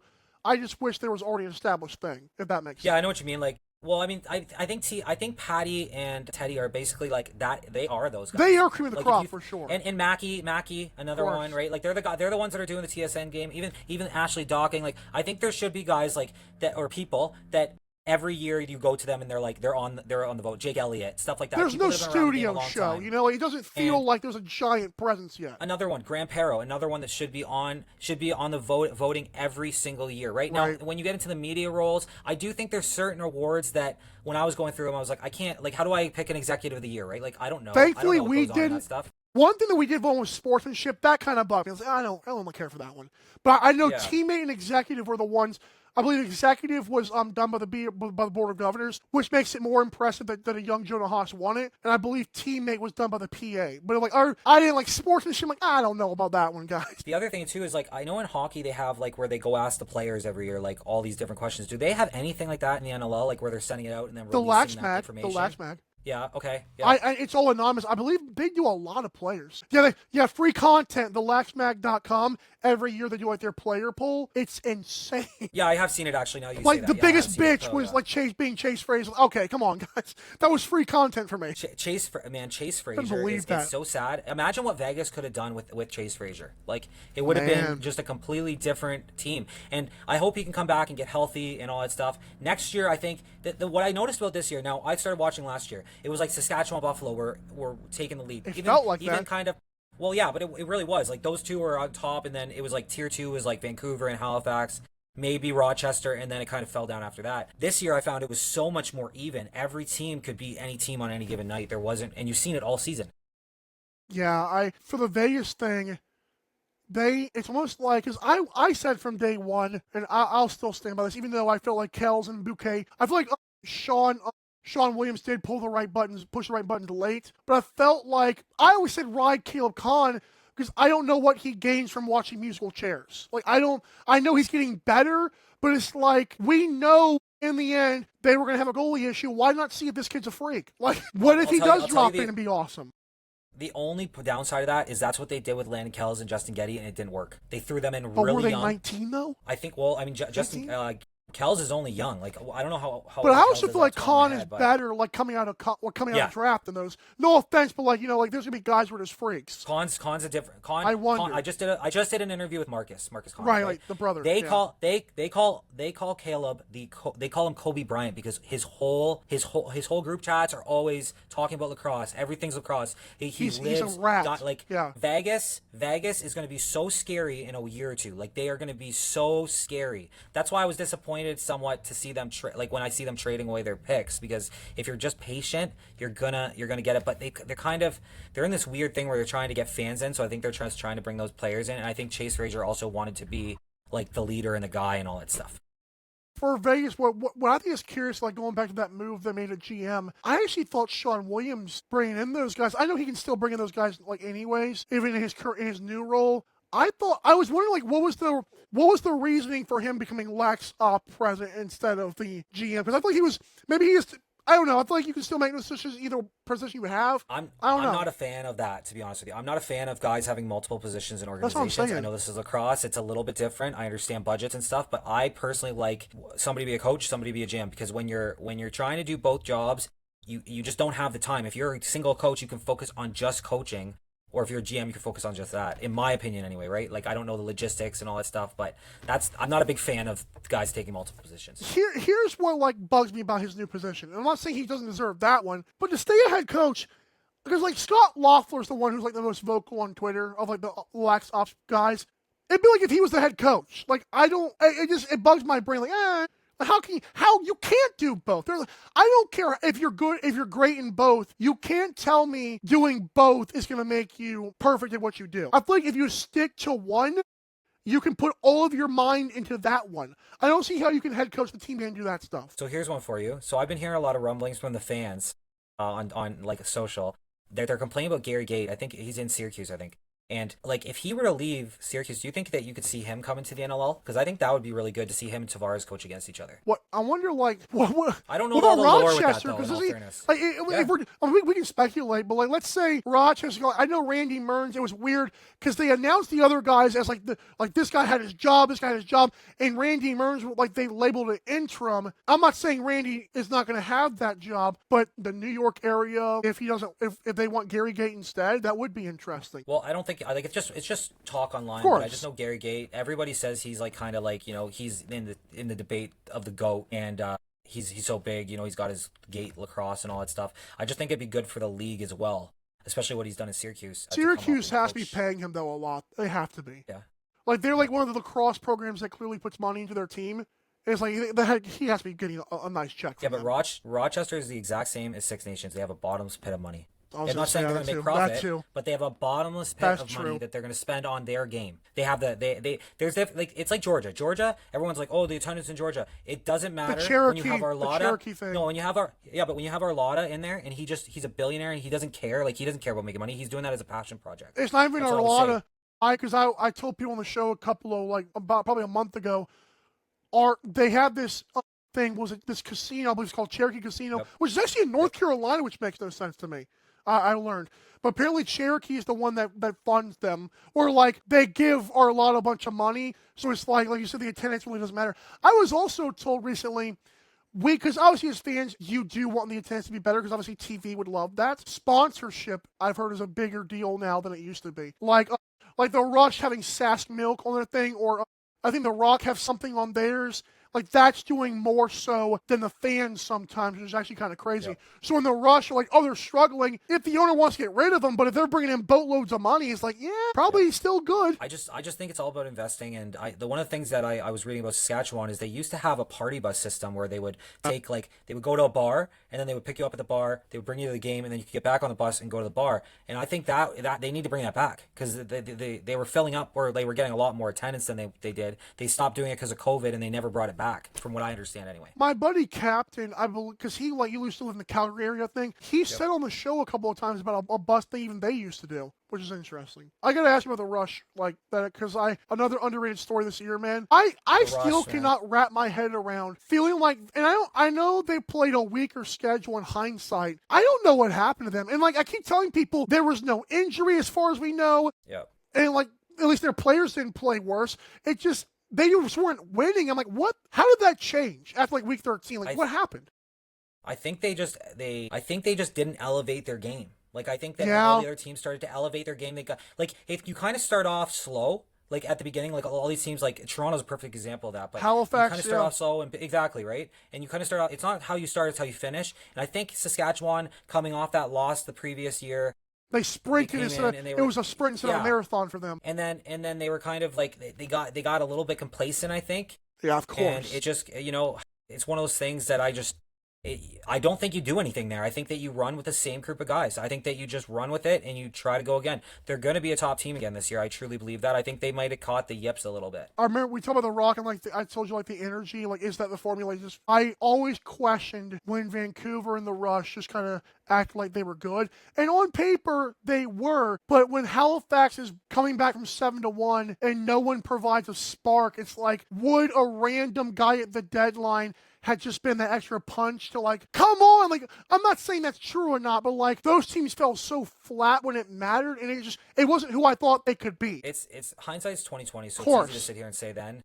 And I think that it was kind of one of those things that I think the worst thing that could happen to Saskatchewan, honestly, is beating Toronto in weeks 21 or whatever it was. Because they felt good again. Yeah. No, it's not even that. It's just that you look at stats. Most times when teams play back-to-back weeks, they don't win both games. Correct. Even on the back-to-back one weekend, that's true. Yeah. And so it's like when you see that, it's almost like Toronto lost the game, and then they go into the next round and they beat Saskatchewan. It's like mentally now they were the pissed off ones. If that was a 3-game series, would Toronto have won that series? I don't know. See, that's the thing, is looking at the way the Rush ended the season, though, that's why I kind of like with Halifax being Vancouver, the way Halifax played, the way they controlled the clock, they probably would have beat Vancouver 2-3.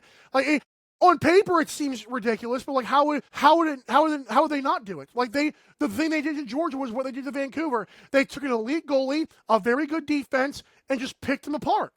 And with Toronto against Saskatchewan, those young guys were going to find a way. And you couldn't stop them for whatever reason. It's kind of, sometimes you have good players and there's better players on the other side. And I think that's kind of what came down to it. And I'm not a big fan of the single elimination. I know a lot of, there's mixed emotions on this and there's mixed opinions. I really want to see a 3-game first round. Even I know that we've talked about, I've heard going 3-5 or 1-5-5 or whatever, because they're going to add 2 more playoff games essentially. Or sorry, 1-3-5, sorry. I would prefer to say 3-3-5 or 3-3-3 even, rather than those games at the end. I don't like the single elimination because you work so hard all season. You have such a, especially Vancouver is a perfect example of that. You do everything right all season, you're ready to go, and then you have a bad half of lacrosse and you're eliminated from the playoffs. 2 counters to that I would have. One would be for Vancouver, and then both for Vancouver here. But the first thing would be they did not have the 1 seed until Colorado fell in the last week, and I always felt like during the year they just never hit their ceiling. I feel like there was such a better level to get to. I also feel like I keep looking at Buffalo when they won the championship.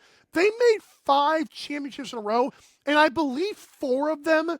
The last 4 were single game elimination. And another thing I'll say, because of stats and history, I think what the NLL needs to do, kind of with their teams, which is crazy, the reason why they wouldn't give they wouldn't want to be in a video game, which is crazy, is because we want stability. Well, if that's the case, keep as bad as fans, because obviously even the Colorado fans, well, what if this happened? Well, it didn't, guys. Just like Pat Coyle said, you allowed the comeback. That's what it is. And I think we should just keep it, at least until the CBA ends in a couple of years. Run it, let it do its thing, and then readdress it. But if we keep changing things, I don't know how you bring in new fans. It's now it's this, now it's that, now it's this. I don't know. Hey, I'll tell you how you do the video game. Okay, this is what they should do for the video game. Let's call it Put the game out for free. You have to, in order to get players, you'll either get, you'll The just get stock players, microtransactions. right? You charge, no, listen, you charge $3 a player, right? Whatever. Or you can get packs, but then whatever it is, right? But then you would get $1, like, I'm just using $3 because it's easy math, but $1 would go to the player. It's probably $1.99 team. US. Let me do this conversion real quick. Okay. Yeah, but it would be like $1 to the player, $1 to the team, and then $1 to the game. And then that way, everybody's getting paid. And then you can, when you go on and play online, you're going to have different levels of teams. You can argue that it's going to have a pay to play win, but if you're worried about how these players are going to get paid off this video game, I think that's the way to go personally. I also think I forgot, like, was it the NLPA or whatever? Like, I believe they can allow that anyways. Now, what would suck is if some players are in the game and not all of them. That's what would suck. And I wonder if the contract even allows, or I'll put it this way, I don't remember seeing it in the CBA, maybe there is something like that, but I wonder if now that this game exists and now that, like, it's clearly gotten better, like they put the thing on Steam, and I'm happy because I can play it now, but clearly those guys got more money, which means there's something there. I wonder if the next CBA, they work in something that can allow the likenesses to start going in there. It has to. I would love to see them just like make a box version or just add it on. Like they're doing amazing things. That I played it when it first came out, and I kind of play it. It's gotten better and better. Like a weekly or something, and it's gotten better and better. They keep tweaking things. They're adding things. Like they're making it better. There's definitely things that need to be adjusted. But I look at it like it's the foundation of a game. It right? feels like a lacrosse game. It doesn't feel like anything else. Yeah. It feels like, oh, this is a lacrosse game I'm playing right now. It's nice. Yeah. No, like, you don't feel like you're exactly. playing a weirdly arcade. Like, it feels like you're playing an actual lacrosse game, which is really cool. No, it's awesome, man. So let's talk about Rochester a little bit, because I don't really. Where does Rochester go from here? What do they do this offseason? Are they trading a big offensive piece to try to get some back end help, or where do they go from here? I believe I did a thing like some trade deadline, like pipe dreams or whatever it was. I should know the segment, but whatever. I don't know how, like Ryan Lanchbury, it's funny because he does a lot of facilitating, like, in terms of, like, primary assists, like, I don't see, he's the only guy that touches Dane Smith. I believe this year he actually led it again, which is insane. I don't know if he brings you a great package, like, let's say if you are going to trade one of the guys. I feel like this Connor Fields' team, and I know he won't admit that, but it feels like when you watch the games, it's his team. I wonder if, like, unloading Ryan Smith for, like, another good offensive player, maybe it's not Ryan Smith, but it's still a good player, and then, like, a pick and a defensive stud, how would you not want to do that? Or a goalie, for crying out loud.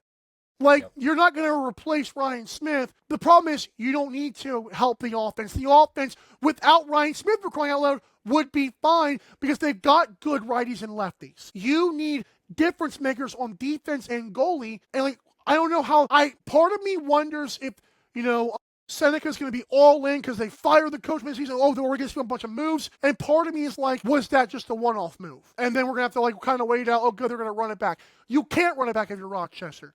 I've said it, though, and again, it's not even against Ryan Smith. He's going to get the most back. How do you not figure out what he's worth? Yep. No, absolutely. I think Rochester's so good offensively. They just got to get to the back end and help, and it would be a completely different team. I would like I said, I think Nick Damoud. I think Nick Damoud's an amazing goalie. I just think he's on the wrong team, and I just think he needs a right situation, and that's why I wish I would have seen him go to Vegas. But I think Rochester would be a great spot for him as well. You want to talk Wings? Yeah, I want to talk to Wings and Ottawa, because I want to see what have you been hearing? Is it sounding positive these teams are going to at least be teams? Let's just put everything out where they're going to go, if they're going to stay. But do you think we're going to lose a team this offseason? That's a great question, actually, because it seems like everybody I ask is like, oh, I'm like this, like, kind of like waiting for something to happen. Yeah. You'll hear, like, I'll hear things like there's, like, the Wings.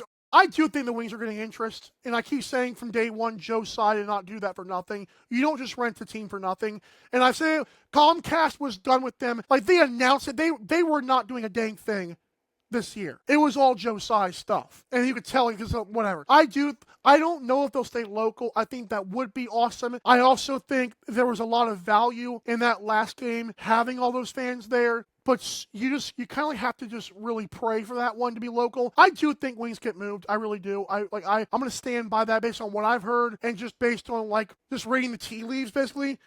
Ottawa's the weird one. I don't want to say, like, we knew Ottawa's, like Gravestone was coming because GF, the same morons that found a way to not make it work in Long Island, even though I know they've had, like, a couple of teams there anyways, but they had Jeff Teat. They took him to Ottawa, still had Jeff Teat, and their thing was, here Ottawa Senators, take him, and the Senators like what? Like, we don't even have the team. What are you talking about? The goal, like, they were begging the Senators, and they didn't do it. So now it's like, I feel like Ottawa's honestly more likely to, but I'm gonna put my name in the hat now. I don't think we lose either one. But I do think Ottawa's the scariest one because the NLL knew the Wings like this was happening. GF has done nothing to help this process for the Ottawa Black Bears, and I'm scared to. I'm gonna tell you what, I said this on Twitter. I will lose my mind if Jeff Teague is in a dispersal draft for no goddamn reason. That cannot happen. The optics of that are like, really? It can't happen. Yep. But I do think Ottawa's I think they're more in danger than Philadelphia is, which is crazy. What I hear about Ottawa is like, oh, they're building the new arena, just wait till that. And I think that is going to help. That implies the Senators are going to buy in. That implies Ottawa, the Senators are going to buy in. And it is still a little bit far off, right? So it's like, how long can you survive at this rate? But they shoot themselves in the foot because they didn't even put out any marketing for their tickets until after week 1 started. What's also crazy, that speaks for the GF part of it too, by the way. Yeah. Our buddy Troy, who came on the show from Ottawa, lived in that area, he posted himself at some meeting with the fans at the end of the season. How dare them? There's no way in a burning hell they told those people, oh, by the way, guys, we might not be here.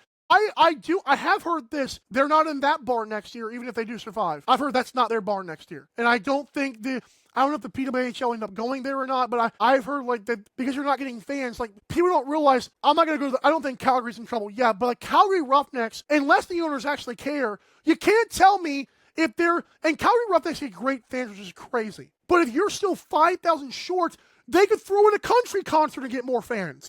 I mean, I think right now Calgary's an interesting one because they were quote unquote supposed to be so bad this year, and their fans still showed up. They're diehard fans, and you're still putting 12,000 into that building. Yeah, they can put 15,000 in there. Of course, right? Pretty easily, especially when they're good. And I think they are going to be good coming. Maybe not this next year, but the year after.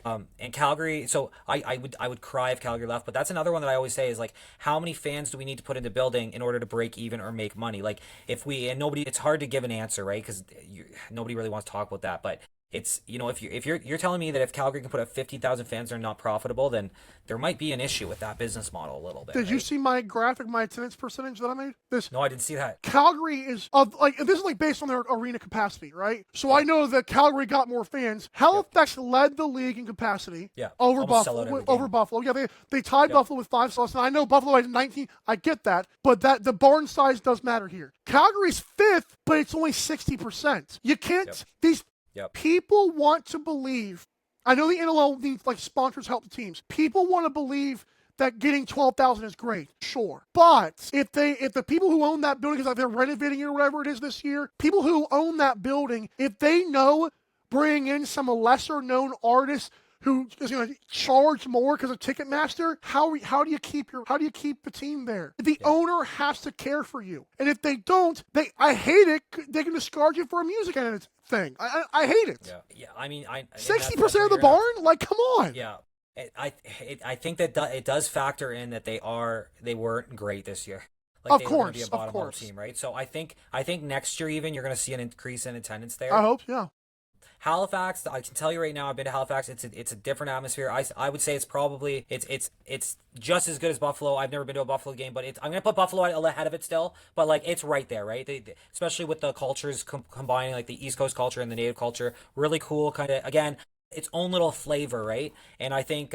But I can tell you, when you sit up way up top, because when I go to a hockey game, I like to sit center ice at the very top of the rink. Nobody's around me. It's you know what I mean? It's peaceful. I can see the whole game. So I tried to do that in Halifax, and the roof comes down, so you have TVs. So Halifax needs to build a new arena, which there is one being talked about. They had some land that they were earmarked, and then the owners ended up by the airport, and the owners ended up selling it off to developers. Right. So now they are in the city of Halifax is not saying that the government's going to subsidize it or anything, but I know they are trying to find an option for a new arena because they want a PWHL team as well. You mentioned the Halifax feels like the same. I will tell people it's the top 4 in attendance percentage: Halifax, Buffalo, Vegas, Oshawa. You watch those 4 teams play at home, it's electric. I don't care how big the barn is. Is it louder in person? Sure. Does it feel the same? Absolutely. It feels. Because if a barn is full, you can have 500 people in there, and it can be loud. If it's 500 people, It just depends. I think like the barn size matters. Like Vegas going to Henderson, and again like And Ottawa. Oshawa can fit 8,000 in there almost. I think it's 8,000. I think it's 6. It's a little over 6. I heard. No. Once they open up the other part though. Yeah. This took into account fit like 8,000. Yeah. This so was I know way, I know. Yeah. Yeah, they didn't open that up this year, but I'm just saying is once they can, and they are filling it up. I think they will too. So yeah, as much as I hate Oshawa now, they've let me down so hard. But I loved Oshawa, but I did too. But all kidding aside, and I'm a Toronto fan now. But right. Screw Oshawa. All kidding aside, yeah, exactly. But all kidding aside, though, Oshawa has got a great fan base. They've got people that are going to show up. They've got their base fan, and now all they need to do is grow it and pack that house, and then you can talk about maybe going somewhere else or something like that. But for right now, I think that's great. Captain, like that of the teams of the barns that he went to, Oshawa did treat him very well, just as like a media guy. Even Loose Mesh, like that was the one where they got to set the table up and stuff. So it's like I think teams allowing media is huge too, because like we didn't have a media pass in Toronto. It's a story I actually won't tell on the air, just to like keep relationships here. But let's just say Oshawa treats you better. I'll just say that. Yeah. So I've heard that. Yeah. Yeah. And like, come on, like I'm sorry, like as great as Toronto Rock are, like they're not beating down your door, boys. Like, what are we doing? Well, I went to Toronto Rock, and like again, they have a different issue. I think that as much as I obviously love them, I think that Toronto is such a historic franchise. But if they would just change their name from Toronto to Hamilton, they would have more people show up. You have 22,000 fans average at the Hamilton Ticats. You can't tell me we can't get half of that in Hamilton. So it's like in that Toronto Rock. What is true? Like you mentioned that Toronto put up only 38% of their barn, which goes to your point. Like, yeah, I'm on. Like, that's 7,500 during the final. Like, where was that all year? Like, even that was more than what they were getting. They need somebody that's going to go, like, 'cause this is the thing. They have the population, right? And they need somebody that's going to businesses, knocking on the doors, getting in their faces and saying, listen, we have a lacrosse team here. Would you want to do you want to, buy season tickets? We'll have, here's your special rate. Let's get this building filled and then worry about, upping prices. Because if you can build that culture, like in Buffalo, you can do it. I went to the Buffalo game. There was a lot of Buffalo fans there. Halifax shows up. There's a lot of Halifax fans there. There's a lot of different fans that come in there, but we need to get more hardcore Toronto Rock fans in that building. And if you want to keep the Toronto Rock name, fine, but you have to get into businesses and going and letting people know you're there. But also another thing about Toronto, Captain said of the barns he went to, Toronto had a super nice, like their renovation was nice. Yeah, he said, just like I've been saying how like the awesome arena. He said Toronto did a very good job with that. It's awesome. Like they have, if you buy a certain level ticket, you can go into you get into a separate door and stuff, and you go down to like almost like the ground level. Oof. And it's like got a nice like closed off bar, like private bar. It's awesome, man. And I even went upstairs, and I've been in that arena before. I always call it Cops Coliseum because I grew up in Hamilton. It was Cops when I was growing up, but it's still got that Copy vibe, but it's been all renovated. It's a gorgeous arena. We just need to get it filled because I will say that they were playing Buffalo. They did end up losing, but it was quieter than in Halifax. Like Halifax is a way different experience than Toronto. And imagine if they filled the puppy up. Like, come on. Yep. For Toronto Rock name, and of course, like Nick Rose. It was kind of crazy, like, because when he came on the show and said what he said, when I clipped that, like, that was a passionate little debate. I was like, wow, okay. Here is why and it kind of alludes to what Nick Rose said, but I kind of said it anyways. I know the NLL is, if we explode one day with fans, I know a lot of them will not know. But to me, one of the reasons why Philadelphia Wings are so upsetting, because they're such an OG franchise. Like, changing a name to Hamilton Rock would just feel like, I don't want to say pissing on the past, but it would feel like it's just such a name that you like. Go back to my kind of like a rewind or homage to how we started. How did I become a lacrosse fan? One of the first teams, I believe the first team I saw on Twitter, because I've been on Twitter for years. Yep. Toronto Rock. Yep. It was right there. It was like 6 times, like number 6 or whatever, time champion. I was like, wow. And then I saw the other teams, but Toronto Rock were the first ones that popped up for me. And it's such a name. And I will say this. I know people don't want to hear this. New York Giants, New York Jets, Chicago Bears potentially, Kansas City Chiefs. Maybe that's a bad example, but like so many teams like don't play where they are, or their name is not where they are. It's just like, because sometimes that changes every so often. The only problem with that, because I'm bored. Like I was. And I know GTA is different. I know y'all like there's. So Yeah. I was raised in Hamilton, okay? Right. Hamilton is not part of the GTA officially. I So know. they almost like Hamilton wants to be its own entity, and that's why there's so much passion to the Hamilton Ticats, because they don't have Crazy. quote unquote that big team. So I think if that's why I just say if they ideally in my dream world, I would have a team in Hamilton and a team in Toronto and have a team downtown Toronto, right? So that's what I'm hoping when we get to the point that it's massive and you can pack out the where the Leafs play essentially, or somewhere like that. You can have a team in Toronto, and then you can also have a team in Hamilton. So I'm hopeful that can happen eventually. But right now, I'm not. I don't like the idea of changing Toronto because it is such an historic piece of the league. But at the same time, I know if you have an attendance issue and you change it to Hamilton Rock, it would bring more people in. Here's something I'll ask you because my brain got kind of turning here a little bit. Joe Tsai at one point funded 3 teams. I know he owns 2 of them. And even with the Vegas thing, I don't want to hear about Steve Nash. That dude could give a damn. Anyways, Jimmy Dowlick is another guy who loves lacrosse. Yep. The Ottawa Black Bears need a lot of help. Can you imagine if he just found a way? Can you imagine if he just found a way to give Toronto the Ottawa Black Bears? Just the Firestorm, man. I'm not saying now they would change their name because he would obviously purchase them in this hypothetical of mine, but keeping his team in Hamilton as a Toronto Rock, that would be interesting. The only problem with that is that I think you have Toronto Rock would always be his top play priority. And Jamie, listen, Jamie, I think he's great for the game. I love Jamie. I think he has his opinions, but that I sometimes don't agree with. Jake and Jake podcast, man, that dude's on fire. Yeah, I think he's amazing, right? But what I will say is that I think that he's so loyal to the Toronto Rock that he would kind of manipulate the system where he would use Ottawa as his feeder team. Don't tell me that. That's what I could just see it. And so Joe Tsai, I think, is more of a kind of a guy that has the Bandits, that knows that's his that's his team, and then the and the Seals are just kind of he loves them, but I think it's more. I think that You think Joe Tsai is more hands off? I think Joe Tsai is more hands off than Dowlick. Even though he's visible, he might be. You're right. Yeah. Because technically, I remind there was a video I kind of clipped and stole it a little bit, but there was one where he's shooting the ball in a game. There was apparently week 1, so he hasn't shown up again. It's I wonder where he. I also know he's also in the PLL, but whatever. Well, he owns the. Is it the Bills that he owns too? So no, it's not the Bills. He's not the Bills. That's Pagula. No, who? Okay, that's what I'm thinking. I'm sorry. That's why you said Bandits earlier. Yeah, I mean, yeah. So, but that's the only thing that I think is the issue with owning 2 teams is that if you have a Jamie owning 2 teams, I think he would just work the system. In a perfect world, I don't think the NL should ever have 2 owners for a team again. I don't care who. Now here's a good one for you. How about Josh Dawick owning a team and Jamie owning a team?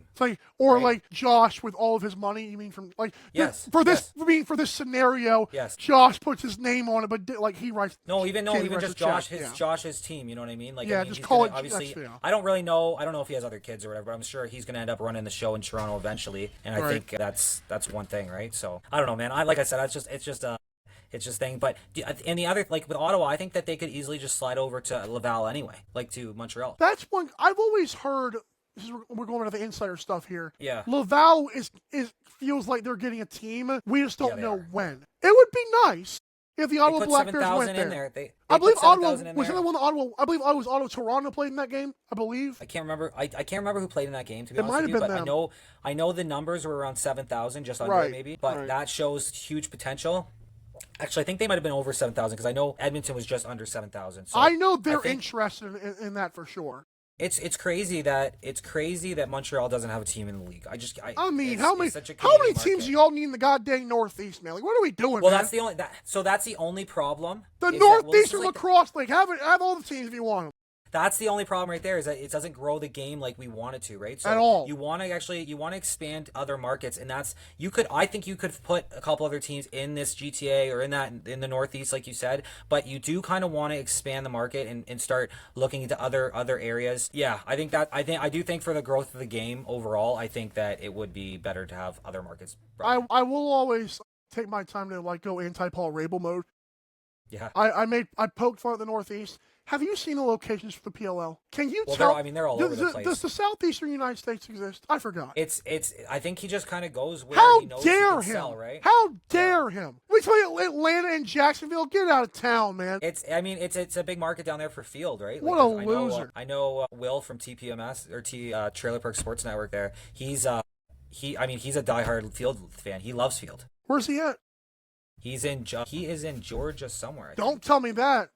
do some Yeah, content collaborations, man. I think he's an awesome guy, man. He's a great guy. Speaking of content collaboration, sir, I do want to do a little tip of the cap here to you, sir, because I've always told people that I hope the Daily Dive is the first and not the only Monday through Friday lacrosse talk show. I mean, I'm just gonna be humble here for a minute. You do daily content, so it's not like you may not have a show every day, but you just reached 1,000 Instagram followers. Have you checked? I jumped a lot though. I gained like 700 in the last week. Yeah, you started reading box scores of the minors. Almost. Oh my God, I really love whatever. There's nobody doing it. My point is, have you seen who you passed? You son of a gun. I don't know. I don't pay attention. We're too at much 963. I know. Okay. How dare you, sir? You can't have all the platforms. Well, that's the thing, right? Like, I mean, nobody was on TikTok, and I'm just kind of Instagram. I'm anti-Instagram, and I hate Instagram. But I'm anti-TikTok, hold on. sir. Listen. It's Lax Tilly's fault I'm on Instagram, or like I'm going this They're hard good. because he didn't have any other socials really. They're good on it. He's good on Instagram. Yeah. So then I was like, okay, well, I started Instagram, and then I kind of started building it, and then here I am, right? So I'm just keep pumping it out, and Instagram is where the money is, to be honest with you. So it's a necessary evil. But I hate it. I don't know what it is either. I'm so anti. Like, if something's big, I'm like the opposite. That's why I like TikTok. That's why I'm always like, I'm just a TikToker, bro, that came over. Well, see, I was a Vine guy, and then TikTok. Yeah. Like, I was like, how dare you? And then Vine crashed. Like, what? Yeah. Well, I'm also the same. Like, I go against the grain, which is why, like, he's just hot takes. Guys, if I was that good at hot takes and clickbait, I would have been famous. I promise you. I promise you I've been famous by now. I always say this, man. like, I mean, I've said it to you before, like, you said shit that's over the line, I've said shit that's over the line, like, everybody does it, especially when you put out this much content, when you put out daily content, or you just put out your opinions, you're going to say stuff that maybe you have to backtrack on. So I do want to ask you, like, what's your approach to that? Is that something that, I've seen you lean into it before, I've also kind of seen you back off of some stuff. And my thing is I always try to just, like, if I make a mistake and somebody can show me that I made the mistake, I always try to address it and then just apologize and move on. But what's your kind of approach to that? Is that something you ignore, or is that something that you kind of just roll with? I love this question. I've been chronically on social media for years. Like, there used to be a joke on Twitter about, like, people like me who would give their sports takes. Oh, y'all just all want to be ESPN. Like, okay, yeah, you're right, I do. And so, like, I just grew up watching it. Of course I do. I don't play. I want to talk. Duh. Yep. Call me barbershop guy. I don't know. I started podcasting in 2017. Signed on with 12 Ounce Sports. We renamed it North American Talk Radio, but still the same, like, people. And I have been through the gauntlets on Twitter. Like, I have given takes that I've been cooked for years. I used to dare imply the WNBA was fun to watch. You used to get laughed off the face of the planet if you said that. Whatever. I used to say Daniel Jones was a good quarterback. Got laughed off the face of the planet. I've been anti-Tom Brady and pro-LeBron for years. Everyone hates it, right? And then I get into this NLL thing, and I haven't exploded, which I'm actually happy I haven't gotten, like, super popular. Or, like, some people, like, have, like, a hit, like, they're famous forever. Like, Hawk Tua. Haven't had that moment, thank God.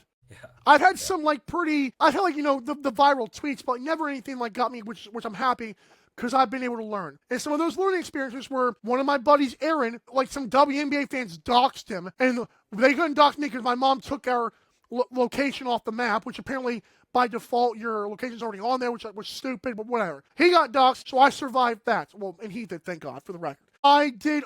Kevin Durant quote tweeted me one time, all right? Because when he got on his little burner, or actually, this is from his actual account. So having 500 Kevin Durant fans, like, okay, whatever, man. Thankfully, it's been a slow rise to the top. So when NLL people, or the fans or haters, it's coming to the point now, I'll follow some haters back if they're consistent enough. And I know, like, I'm kind of, like, tipping my hand here, but it used to upset me. But then when I got to the NLL, I was so used to, oh, fat guy, didn't play. Like, that gets boring after a while. Like, tell me who I used to have a crush on and reject. Like, I need some more stuff here, man. So, like some people, I'll just follow back, even if they're complete losers and jerks, and maybe in the real world. I'll just follow them. Just like, okay, it's kind of like a thing. I like it now. It's like, okay, it's kind of fun now. Like, I know if I tweet something, if you don't chirp me, I suck at what I'm doing now. So, like, I don't know, like, and me, by the way, when people say I say things controversially, I beg, because I actually stay away from moral stuff a lot, because I don't think it's worth it. We all have different beliefs. If I can say it, like, if I don't think Jeff Teet's the best player in the world and you want to shoot me, that's fine. But, like, my controversies have been sports takes for so long. And if I feel like that's all I'm doing, now have I cooked Paul Rabel? In my opinion, yes. People want to take exception, fine. But if I'm critiquing the profession that's a public spectacle, I'm fine. It's like critiquing Star Wars. Like, no one at Star Wars or Disney's or George Lucas is going to get mad at me. If I have an opinion, I'm going to say it. I'm not going to question who you are as a person. No, and I think most people should stick to, like, I always try to stick to, like, sports takes. Like, don't bring into anybody's personal stuff into it. I try to. I do lean into the controversial stuff because it pisses me off when I see something like, for example, Lacrosse Canada, Lacrosse Canada stuff. Nobody was talking about that. And I'm like, of course. Why is nobody talking about this? And that's but you're critiquing the profession. You're not critiquing the people. Yeah, I mean, everybody is just... They don't want to say the wrong thing, and I get it. Certain people I understand because you have jobs, like I get like you're employed, so I understand your hands are tied, and that's why I love social media so much, and that's why I don't really want to get into. I prefer to get paid off ads and like sponsorships rather than be hired on quote unquote like TSN or something, because then I have free speech to say whatever I want. I'm not handcuffed because and that's the thing. I just think that it's important that certain like people report on the stuff that's going on, even if it's not the nicest stuff. It still needs to be out there and said. I'm trying to learn to not just report on it and not so much say my opinion, but I think I'm working on that as I go, basically. And like I said, like, we've been kind of blasting away to not blow up overnight because it is good to learn these things. Yeah. But like I always say, like, if ESPN called me right now, I would say no, because by that point you're like, oh, if they recognize me, I'm worth it now. Like, so at that point it wouldn't matter anymore. So it's like I like critiquing like Lacrosse Canada like stuff. Like, can it be morally? Maybe, but like. In sports, you are a public spectacle. If I'm not critiquing your family, all I'm saying is, if I don't think you do it, if I think Paul Rabel is anti-NLL, I'm not attacking the human being. I'm just saying I don't think he cares for us. I don't think that's a bad thing to say. I feel like when I look at how things operate, that's how it is, because it's his profession. I don't want to be personal. Like the Austin Staats thing. It happened. I hope it gets better. That's all. I don't want to talk about it after that. That's kind of what I want to see where all that comes out, and I will be addressing that. Of course. As when all the court stuff is over. But just an example of like, if he's not playing lacrosse, I don't need to talk about him anymore. No, 100. I agree with that. Yeah. I think, and I think people. I do think people make mistakes, and I think that you have to, as long as you learn from them and you can move on. It's more the repeated mistakes and stuff, but like when the NLL reinstated him, like I thought because that was sports though. That was sports. Yeah, and that's the thing too. I agree with that. I think that needs to be talked about, and I do think that if you're in a public eye, I think that you can't get mad if somebody, of course, especially when it's something that bad too. But again, I want to see where all that stuff comes out, and I've kind of learned my lesson on that one too. But again, like that was just like an example. But even like just there's so many other things out there that we can like when leagues make like decisions like to suspend like Tyson Bell's thing with the fan, like I'm looking at it from a perspective of the league decision. I don't need to break down why was it morally. That's not what I'm here for. Yeah. You know? But if the league makes a decision, we want to talk about it. Like kind of like the broadcast deal. What are they going to do next? I want to know. Like that's sports. Yeah, and I mean the broadcast deal, they need to do something. Hopefully, that would be nice. I'm just big on exposure, right? So, but I don't understand why all these cross programs haven't come together, like the PLL, the NLL, and just got their own network or something and work together instead of working apart. Because I even said this, like all I want, and I heard Jake Elliott kind of tease this a little bit, that there might be something coming, but all I want is to be able to go on and just turn on one thing and watch any lacrosse. You know, that if that's the MSL, WLA, the OJLL, right. the NLL, the PLL, like even the PLL for me, I have to get TSM Plus, like an extra subscription to get it, and it's to dig, and it's like I don't, it's at the end of the day, I'm saying this because it's new fans are not finding it. When I was looking at WLA, WLA is $35 for 5 games. It's not worth it. You've got the MSL it's $17.99 a month, but you have to pay it all up front, or you can pay or you can pay $50 a month, and then you get billed monthly. And I'm like, it's $200. Like some people don't have that kicking around, just like $200. Or they don't feel like it's worth it. Like it's not worth it. No, well, especially when I'm hearing that the MSL, they had the first Chiefs game, it didn't. The one guy that I was talking to couldn't watch the second half. So it's like you're paying for a product. Del Bianco was vocal about like he paid for Yep. a game or something like I forgot where the Man Cup maybe, and he was pissed off.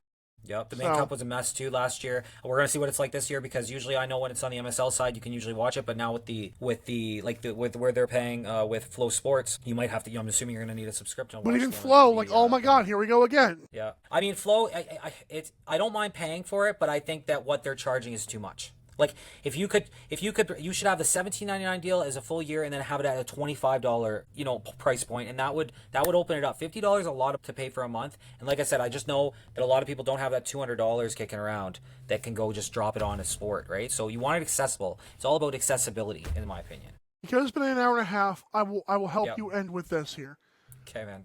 I obviously would, like I said before, I would love YouTube, obviously. But Yep. no matter what they go on, at least in the United States part of it, or the Canada part, it has to be executed perfectly. Because we're at such a breaking point right now where the Lacrosse 2020, like LA 2028 is coming up, you can have the new fan, like social media is a big deal for so many brands and content creators. If you're the NLL and if there's ever been a more important time to be great at social media, it's now. Meaning, whatever you choose, my phone and everyone else's phone should be lighting up with so much advertisements. Put your money in. Every time a sports or hockey or a lacrosse fan scrolls, it's popping up on their feed. Watch this. The leagues, like the next season starts this date. You have to sign up. If it's NL Plus, YouTube, I don't care. Whatever it is, market the heck out of it. Because that's the only way it works. If ESPN Plus, they just relied on promises from ESPN. You got to put in the work, man. You have to. Yeah, absolutely, man. But before we get out of here, I do want to know what your just quick thoughts on next season. What do you think? Who do you think we're going to see? Kind of who's going to be kind of flip next season? Who's going to be better than they were this season? Who do you think's going to fall? Well, who do I think will fall? It would be on brand for me to say Halifax, just because Warren Hill did have what felt like a perfect year, and they are going to have a lot of moving parts, just like with the young pieces that may or may not come in. And I still feel like falling in the finals hurts, and I know getting back to that point, I thought the Rush could handle it, and they didn't. So I'm going to say, I think Halifax is in my brain, is most likely to take a bigger step back and a step forward, even though I still wish they figured out the goalie spots. Vegas, every time I look, is just making a move that feels good. Whether it be the roster addition, this year they even had a late kind of a playoff berth push, even though it fell short. They're getting to the point where they might turn into a really good playoff team. So I think Vegas, just them finally figuring out the league and finally breaking through, the front office, all of it is going to feel good. And that's how I feel. Now, championship-wise, don't let us do Toronto Buffalo. I hope so. I feel like Vince was going to retire, but like even whoever they bring in, it would be so sweet. My God, would that be so sweet? I think that would be in a great final just for the that way Buffalo fans could say, "See, we got you now." Well, they're both at 7 now for championships, right? Yes, so that's the race for 8 or whatever. Thing. Yep. So it's a big thing. So one more thing is I want you to give you a chance to shout out anything that's going on with the Daily Dive, anything we should be expecting, and you're taking the whole summer off? Well, part of me wants to do that, but then after a week goes by, I missed this crap. I will be doing a thing that we kind of haven't named it. It's going to be like basically weekly dive. It won't be NLL. It will be Bucks Lacrosse League coverage, which again is a feeder to the NLL. Like they got some talent from there. I know season 5, like our daily content will be back the first Monday of November like it always is. But for me, just weekly dive. And I will also be doing more content just on like NBA and NFL because I can't stop talking about it. Even though I want to be a lacrosse guy all the time, I still love what I love. And so you'll be seeing more of that like on the Mike Said It First account. But weekly dive will be a very fun one on North American Talk Radio's YouTube channel. Awesome, man. Well, I'll keep an eye out, and I'm sure I'll have you on the show before the season starts. So absolutely. We'll talk you to too, you by the later, way. man. Yeah, thanks for being on. I appreciate it, and it's been a long overdue. So love that. Hey, the follower race to 2,000 on Instagram is on, by the way. Okay. All right. Thank you, man. We'll talk to you later. All right, I want to say thank you to Michael Karvelis for being on the show. I love when people get on here. I love anybody who gives me their time. It's you don't have to, and nobody has to give me their time. That's what I always say. And so, Michael is, like I said, he's done a lot for the game of lacrosse. He's one of the first guys. He's the only guy that does a daily show during the season. He's constantly bringing guests on. He's constantly pumping content out. And if you're a content creator, or if you've ever tried to do content, when you have to do that much content, it's not always easy to come up with, to be honest with you. Now, to be honest with you, I find it easy to come up with content, but I'm not doing as much as him. I don't think anyway. I do quite a bit, but he does like every day. He dedicates this and puts this into puts his own time into this. And so I thank him for that. Like I said, he gets a lot of hate sometimes and he has some outlandish takes, but don't we all? Like at the end of the day, don't we all? And if you don't, like we're coming from me and him. What I love about Michael is me and him are just fans of this sport. At the end of the day, we didn't get to play. We never played all that stuff, but we love it. And so I think our takes sometimes are a little bit more outlandish than let's say a Petty Gregoire or Jake Elliott or, even Dawson Nielsen or Mr. Frick. Like I find sometimes my takes are a little bit out there, but then sometimes that stuff works because look at the Toronto Rock boys and look how much I was pumping them up and look at Halifax and look how much I was pumping them up and look where we ended up last season. So you know what? Everyone thought I was crazy and then look who was in the finals. So you know what? Sometimes maybe we know a little bit more than we think we do or that people think we do. And yeah, it's going to be interesting. So with all that being said, let's get right into the actual episode here, guys. So let's go right through the MSL to start. Okay, so let's go look into the standings of the MSL right now. Okay, got to just toggle on the regular season because it has all games for some reason. Anyway, so we're going to start with the MSL. Six Nations Chiefs are 5-0 to start the season. Brooklyn is 3-2. Oakville Rock are 2-5. Peterborough Lakers are 2-3. Cobourg Kodiaks are 1-2. Brampton Excelsiors are 1-3. And Owen Sound is still looking for their first win, and they are 0-4. Now, everybody knows this is the Chiefs League. Like, look at this. This is already, you can already tell. You can already tell that they're going to run away with this. Their team is absolutely stacked, and they don't stop adding. Like they just don't stop adding players. You see them keep going. So obviously the Chiefs are going to take this league pretty easily. You do have Oakville that once they have everybody firing, they might put up a fight. Same as Brooklyn, maybe Peterborough a little bit. But honestly, Cobourg, Brampton, and Owen Sound, I don't think they have a chance in this league at all. Now, with that being said, to win, right? I don't know who's going to make the playoffs. Like this is an up in the air. I would say the North Stars probably aren't at this point. But with that being said, you never know. But I think they're already a third through the season, and they don't have a win yet, so it's not looking positive. Let's see. So right now, you got Dane Smith in 5 games. He's put up 7 goals, 22 assists for 29 points. Rob Hellier with the Peterborough Lakers. He's played 4 games. He's put up 23 points with 10 goals, 13 assists. Connor Kiernan has put up 5 goals, 18 assists for 23 points. You've got Andrew Hugh with 9 goals, 10 assists for 19 points. Chase Scanlon, which has had some big games. 4 games played, 18 points, 9 goals, 9 assists. Josh Byrne, 11 goals and 6 assists for 17 points. Tate Katoni for the Lakers, 5 goals, 11 assists for 16 points. Will McLeod, 5 goals, 8 goals, 7 assists for 15 points. Mike Robinson with 5 goals, 10 assists for 15 points. Justin Sykes with 8 goals, 7 assists for 15 points as well. So there's your top 10 right there. Dane Smith is obviously just the best. I don't know, man. I'm having a hard time not calling him the best player in the world at this point. And it kills me being a Rock fan now to say that, to be honest with you. I've already started my hate on for Buffalo. We're gonna have some good chirping content for sure this coming season. But not only that, they have Warren Hill back there. It's wild. Anyway, so there's your quick little recap for the MSL. Pretty straightforward. Like I said, it's gonna be a different ball game, to be honest with you. So right now in the WLA, we're gonna go over to WLA next. Right now we're in the just to put everybody on. We have the Birds playing the Timbermen currently at the time of filming, and it's at 9-7 in the third with 16 minutes left. So things could still happen there. But let's go to standings. So in the standings, you got the Birds, which are 4-0. You got the Shamrocks, which are 4-1. You got the Adnacks, which are 3-2. You got the Salmon Bellies, which are 3-2. You got the Timbermen, which are 2-2. You got the Thunder, which are 1-3, and you got the Lakers, which are 0-5. So still looking for a first win. So Birds are obviously leading the show right now. Dude, the Birds are they are killing it. They've got Jack Cask there, and it's legit insane. I'm not even kidding you. This kid, he's not even drafted. I think I want to say he's draft eligible this year. He has to be. It's just insane, guys. The Jack Cask, that roster. I'm just gonna run through I just want to run through a couple of these rosters before we go on here, because I just want to run through the Birds. They're 12.8 goals for on the season right now. They got a plus 22 goal differential, plus 29% for the power play, and the penalty kill is 44%. And you got Marcus Claridge leading the team right now. Tyler Pace is on this team. Peyton Cormier. You got some big top heavy guys up here. You got Jackson Subak out here, Nash Moog, I think that's how you say his name. And like I said, Jack Hask. Like, listen to these stats for Jack Hask. Jack Hask is 4-0.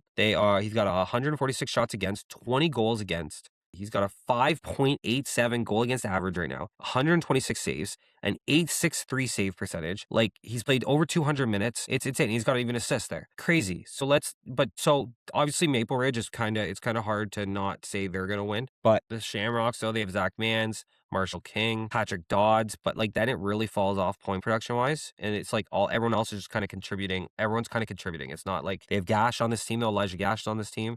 So you got some grit there. And you got Chris Origlieri on this team, that's the goalie, and he's got an 845 save percentage right now, and he's 3-0. So yeah, Ulrich's had a good season in the NLL too, right? See, the WLA is a lot more competitive than the MSL for sure. And then for the Adanacs, you have like Jalen Chaster, you got Denon Armstrong. You got Denon Armstrong. But really, they have a lot of guys contributing. It's not really like Keen Moon, which I'm a big fan of Keen Moon. You got Carter Cook, another good player, Tyler Garrison. Ty Banks, another one he hasn't played yet, but I've heard really good things about him, to be honest with you. And they've got an 8 goals for average, 14 goals a differential, so they need to pick it up, the Adanacs do. But this is the thing that gives them the biggest advantage. They got Delbs in net, right? Like, Delbs is currently sitting at a 880 save percentage. Like, guys, come on. See, and even on Sandbelly's have a decent T2. Like, they have Noah Armitage, Lucas Nielsen. Like, they're a little bit more top heavy than these other teams, but they could win too, man. They got some players on here. Ashton Leclerc as well on here is their goaltender. So point leaders are like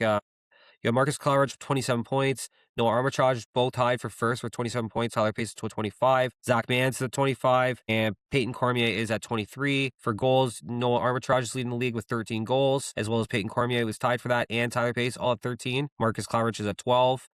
Zach Mans has the most assists at 17 assists. You got Marshall King with 4 power play goals leading the league. Tyler Pace has 2 game-winning goals already. We've got Jordan Roberts as the penalty minute leader right now for the Adanacs there, for like in general, but for the Adanacs leading the lead with 40 penalty minutes. Right now, you've got Del Bianco with a 5.44 goal against average. Huge Cask is right there behind him, and an 880 for save percentage for Del Bianco and Cask, and he did outplay him. Jack Cask did outplay him when they played head-to-head, which is interesting. Jack Cask has also got the most wins in the league. Saves is the Thunder's goalie, Keegan Aquino, which when I'm going over stats, man, this kid he's pretty solid, to be honest with you.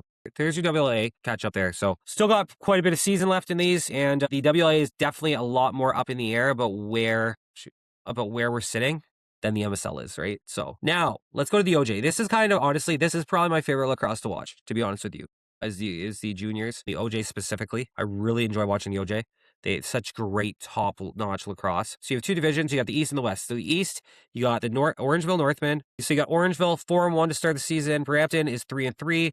Peterborough's 3-3. Whippy Warriors are 3-3. Mimico Mountaineers 2-6. And Toronto Beaches are 1-5.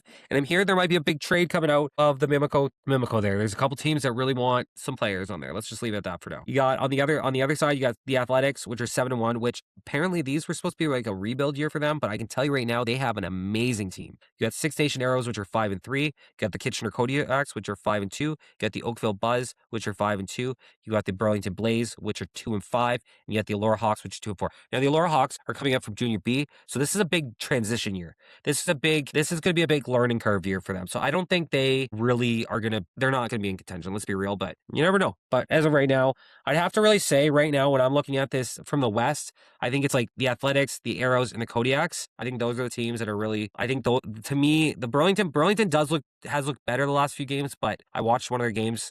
But I still think that St. Catharines, Six Nations, and Kitchener are kind of in their own league. Then on the East, it's definitely a little bit easier, I would say. But Orangeville, Peterborough, actually, you know what? I kind of like Whippy. To be honest with you. Mimico, they got to start winning, but like I said, I'm hearing some trade rumors out of there. Toronto Beaches, they're rebuild year this year for sure. Like, Kitchener has to win this year, or they don't. Everything that they did was for nothing. Like, they've gone all in. I think they traded 11 first-round picks or something crazy. So right now, leading the league, you have 2 St. Catharines Athletics players. You got Jameson Bucktooth with 46 points and Zachary Toll with 38 points. You got Levi Wilson, who is 37 points and plays for the Allura Hawks. So even though they're down at lower, they still have a very top end level player in Levi Wilson. You've got Arrow Booth, who's also for the Athletics. So the Athletics have 3 out of the 4 top scorers in the league right now. You've got Chris Rothwell for the Kitchener Kodiaks. He's got 35 points. You've also got Evan McDougall for Mimico. He's got 34 points. Max Fratard-Oli with the Kitchener Kodiaks. He's got 32 points. Jameson Steele is at 30. You got Max Kruger at 29 and Riviera at 29 as well. And Sanderson at 29. And all those guys are obviously forwards. Your first transition guys at 24 points with Jacob Keller. So with that being said, what stands out to me there is honestly, like I said, 3 out of the 4 top guys are St. Catharines guys, but it does fall off after that, I will say. So there you guys have it. And then the goaltenders, man, like Cole Downey, he's got an .895 save percentage, insane. He's killing it. He's in Orangeville's goalie there. He could steal a show. Where's our boy Chognosh? He's got a .82. He's got an 8.2. Nate Wyndham's at 7.93. He's got to pick it up a little bit.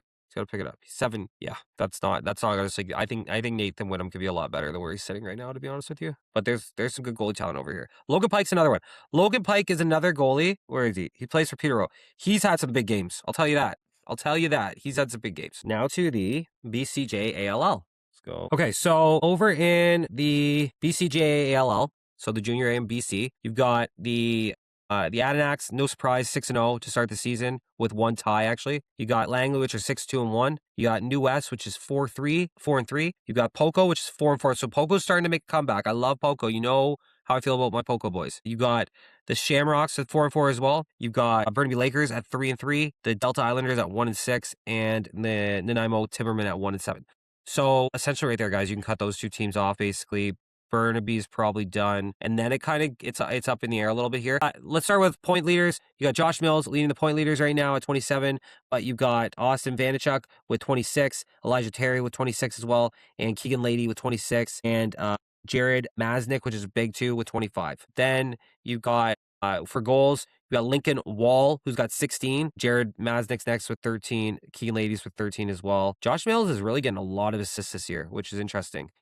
He's Elijah Terry's leading the league with 19 assists, but Mills is at 18 right there. You've got over in the points per game, you got 5 points per game when Glenville out of Sandbelly's there. And in net, you've got Owen Byers, which again, Coquitlam Adenacks, he's got a 5.81 goal against average. Huge. Caleb Kahn's at a 6.56. List goes down from there. Over on save percentage, you got Caleb Kahn with an 8.71 save percentage. His brother's at an 8.60. And Grayson Beggs is an 8.65 for Delta, which is huge. And then, yeah. So there you have it. There's a really quick recap for the BCJ ALL. So in the RMJ ALL, you have the Raiders leading the show at 7-0. So they're just absolutely killing it. You got the Junior A Mountaineers at 3-4. You've got the Junior A Blizzard at 2-1. You've got the Junior A Miners at 2-3, and you've got the Junior A SWAT at 1-7. So the Raiders are really running away with it here, and I think they're probably the clear favorites to win. Yeah, they're absolutely killing it. And right now, with 32 points, 20 goals, 12 assists, you got Dexter Hannigan leading the league, absolutely killing it. And he's actually for the Mountaineers. And then you've got the Raiders with Cash for Jeters and Dylan Bellevue. One's got 31 points for Cash, and Dylan's got 29. Mason Luoma for the SWAT has 26, which is impressive considering where they're sitting in the standings.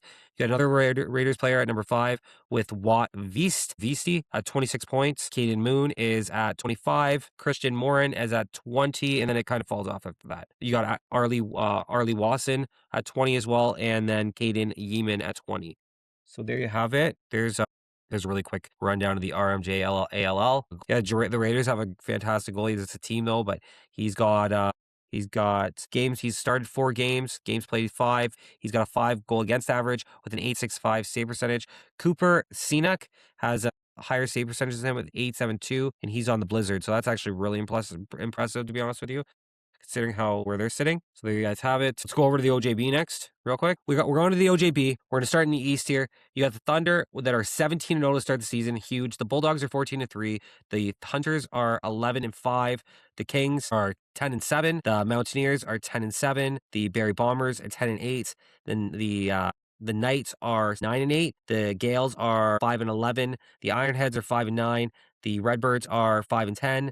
The Griffins are 3-13, and the Excelsiors are 3-12. So, to be honest with you, we can basically cut the bottom half, the bottom half of this is gone pretty much. I would say the Knights are somewhat still fighting for their playoff spot, obviously, and there is going to be one of those teams that sneaks in there. But I will say, I think it's 8 up from each division. Maybe I'm wrong. I'm gonna have to look into that, to be honest with you. But it's hard not to take Thunder in this one, to be honest with you. And then on the other side of things, you have the Rebels at 16-1. You have the Northmen at 13-4, the Regals at 13-2, the Athletics at 12-6, the Pacers at 10-7, the Bengals at 10-7 or 9-7, the Highlanders at 9-7, the Blue Devils at 7-9, the North Stars at 6-10, the Clippers at 5-12, the Red Devils at 3-14, and the Raiders at 0-18. So they still haven't even got a game win. Holy boys, even the other side has 3 games. So anyway, yeah, that's a little rough. It's hard not to take the Thunder on this one, but I am, at the end of the day, a Rebels guy, so we're going to go Rebels. Okay. Point leaders right now, insane. You've already got a guy with 51 goals. Alex Delamorier, he's with the Thunder. He's 51 goals, 44 assists for 95 points in 17 games. Absolutely killing it. 51 goals. Shout out to this kid. I'm going to give him a fucking shout out video and everything. That's insane. Holy cow, dude. So he's got 95 points, but Ben Morton for the Regals has 92. Nate Narco has 85. Kalen Pallas has 83. Lucas Williams has 83. Josh Manning has 81. And it kind of goes from there. Then we'll look into goalies quick. Let's see if there's anybody really goaltending that is just absolutely blowing me out of the water here. Oh wow, Connor Upshaw with the Bulldogs. Yeah, he's at a 4.74 with an 8.67 save percentage. That's insane, guys. Insane. Dane Dixon too with the Regals. Same thing, got an 8.57 save percentage. Pretty solid. You've also got Owen Bartley with an 8.72. So there's some guys out here. There's some good goalie tenders in here. And Gordy Addison for the Kings has an 8.60 save percentage too. So there's some goalies out here. So let's go back out to Junior B, Tier 1. So we've got the Shamrocks at 13-1. You've got the Poco Saints at 10-3. You've got the Adenauts at 8-2. You've got the Islanders at 7-5. You got the Sandbellies at 6-5. You got Thunder at 6-6. You got the Timbermen at 4-9. You've got the Burrards at 3-10. You've got the Lakers at 1-9. You've got the Roadrunners at 1-9 as well. So point leaders right now, Aiden Chillman has 57 points, leading the league. Next close one, Logan Claxton is 55, and then it falls off after that quite a bit by 11 points.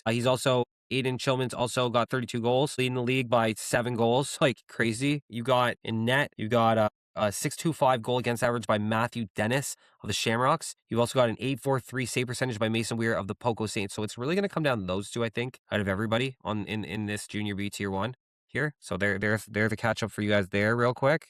You guys let me know who you think is gonna take this division. Junior B Tier 1. Let's just go through the standings real quick. So over in Alberta, Junior B, you got the Rebels leading the North Division, 9-3. You've got the Warriors at 5-7, the Rampage at 4-7. You've got the Outlaws at 2-8, and you've got the Crude with 0 wins and 10 losses right now. In the South Division, you got the Shamrocks at 8-2. You've got the Marauders at 8-3. You've got the Mounties at 7-2. You've got the Chill at 7-3. You've got the Silvertips at 6-4, and you've got the Mavericks at 6-3. That's a much tighter division. And you've got over in the East Division, you've got the Kings at 2-7, and then the SWAT at 1-6. So the South Division is very up in the air. I don't think there's really anybody I think that's an anybody's division kind of deal. And in the East Division, you've got, I'm just gonna read the top score. So you got Cashton Seaberg with leading with 29 points there in the East Division. In the South Division, you've got, this is much better. You've got Ben Erickson with 71 points for the Marauders, leading the league there. And I think that is the tightest division. And then over in the North, you've got Jackson Sola with 48 points leading the division. So there you have it. I think obviously the competitiveness is at the South, which makes sense. That's where kind of in Alberta, that's where the population is. TOJLL. So we'll go to here next, actually. We'll go to standings. This is a league that sometimes isn't great at updating their stats. But right now, you've got the Reapers at a 9-3. You got the Kodiaks at a 7-5. You got the Venom at 5-7. You've got the Flames at a 5-7, and you've got the Buckwolves at a 4-8. I don't know if they're gonna have any leaders up here. Okay, yeah, they got leaders.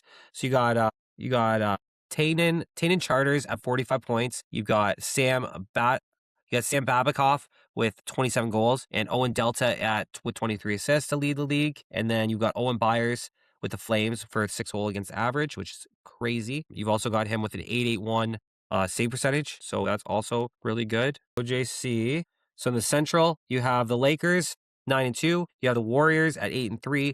You have the Shamrocks at 7-3. And you have the Hawks at 6-6, very up in the air division there. In the Eastern, you have the Knights at 9-2, the Celtics at 9-2, the Kodiaks at 7-6, the Hunters at 5-7, the Lightning at 3-9, and then the Griffins looking for a win at 0-12. And then you have in the Western, you have the Six Nations Stealth at 11-1, the Warriors at 6-4, the Fergus at 6-3, the Rampage at 4-7, the Northmen at 3-10, and the Bulldogs at 1-8. That Eastern division is actually really up in the air. Both the divisions, the Western's kind of decided right now, but the Eastern and the Central are both very, very up in the air. So just to let you guys know, for points, you have Brian Laforme with 62 points, William Capella at 58, Austin Farlow at 52, Albert Sturdley at 52, and Damon Budis at 50. So there you guys have it. And in the ECJLL, you have the Rapids at a 7-0 start. You have the Wolves at 4-2. You have the Bandits at 4-3. You have the Rebels at 2-4. You have the Hurricanes at 2-4, and you have the Warriors at 0-6 to start the season here. And the leaders over here: Felix Harding, 43 points. Seamus Locke has 32. Chase Aldridge has 31.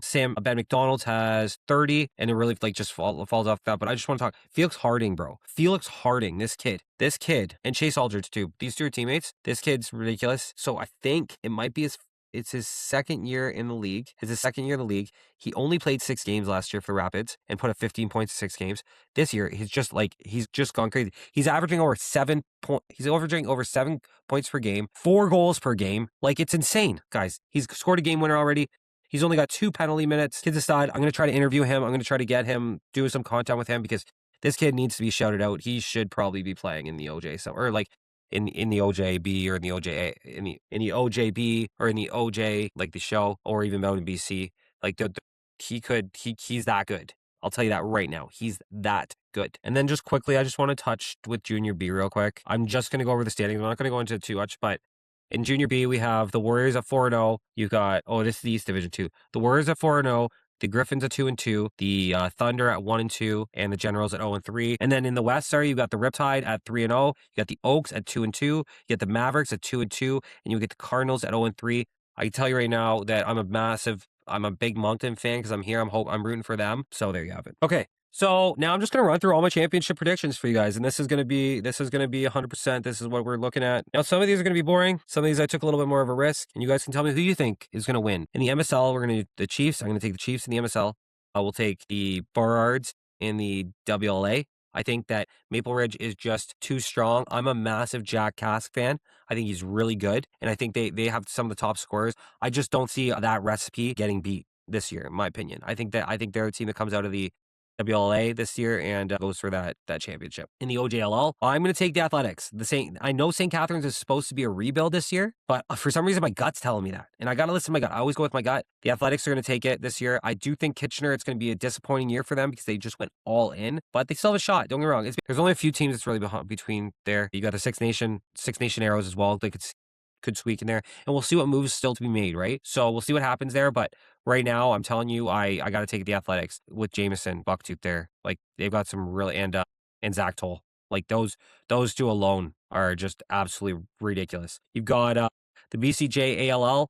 I'm going to take the Langley Thunder, Marcus Kahn, Caleb Kahn. Those two, in the back end, it's hard not to bet against or to bet on those guys. Honorable mention with Poco. I think they're up and coming. I think with Josh Mills there, I'm like Ashton Brown's a good goaltender. They've got some really nice key pieces back there.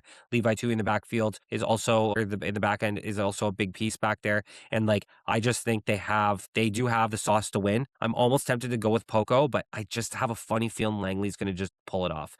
But I am kind of on Langley. I'm going to have to go with Langley, but if Poco wins, I'm kind of rooting for Poco. I'm not going to lie. Just because I've had a couple of their guys I've had a couple of their guys on my podcast. They've been there before. They're a veteran team at this point, and I think that they really, really, really want a Minto. Don't get me wrong, so does everybody. Out of the RMJ ALL, I'm going to take the Junior A Raiders. They're pretty much leading the show out there, and there's a reason for it. In the OJ BLL, I'm going to take the Rebels. I'm a Six Nation guy. I think they have such a great team. The Thunder could win that whole thing too. I think it's going to be them in the finals for them. BC Junior B Tier 1, I'm going to take the Poco Saints. I think they take their Junior B. They're really, really solid in Junior B. They're pretty solid in Junior. They have the top scorers, and their goaltending was kind of the issue at the beginning of the season, and they seem to have turned that around, or the back end was. So they seem to turn that around. You've got the the Alberta Tier 1 Junior B. I'm going to take the Marauders for that one. They're, again, a team that, to me, I just have a funny, my gut's telling me them, so I'm going to take them. In the OJC, I'm going to take the Six Nation Stealth. Obviously, I'm a little biased. I got to cheer for my nephew's team, but also I think they are just, absolutely ridiculous. But to be honest with you, the Central and the East are both, up in the air for who's going to take those divisions, so that's we'll see what happens. And the Stealth are beatable, obviously, because they do have a loss now. And then you've got in the East Coast Junior Lacrosse League, I'm going to take the Rapids for this one. Obviously, I'm a little biased because they're a New Brunswick team, but I do think that even just what they've shown already this season, and when you look at the roster, it's just they've got some players on that team, man. And then you've got in the CJLL Junior B, we're gonna run with Moncton boys. This one honestly is a little bit of a long shot, but how can I not bet on Moncton? I want them to win. So there you guys have it. There's my predictions for my teams on who's gonna win across the board there. And with that being said, there's the episode, boys. So as always, thank you for coming. Thank you for listening this long. This is gonna be a long podcast because with the interview and everything, but it is what it is. I love doing them. These are it's a great time. I'm getting back on track. We're recording Sunday night. And yeah, we'll be back on track here. So this will be out Monday, latest, like I said, Tuesday, but I'm going to really do my best to have it out Monday. So with all that being said, guys, my name is Jake McDonald. I'm Anything Lacrosse. This is a game that never sits still. I love you. If you're still listening, leave me a comment. We'll talk to you guys later.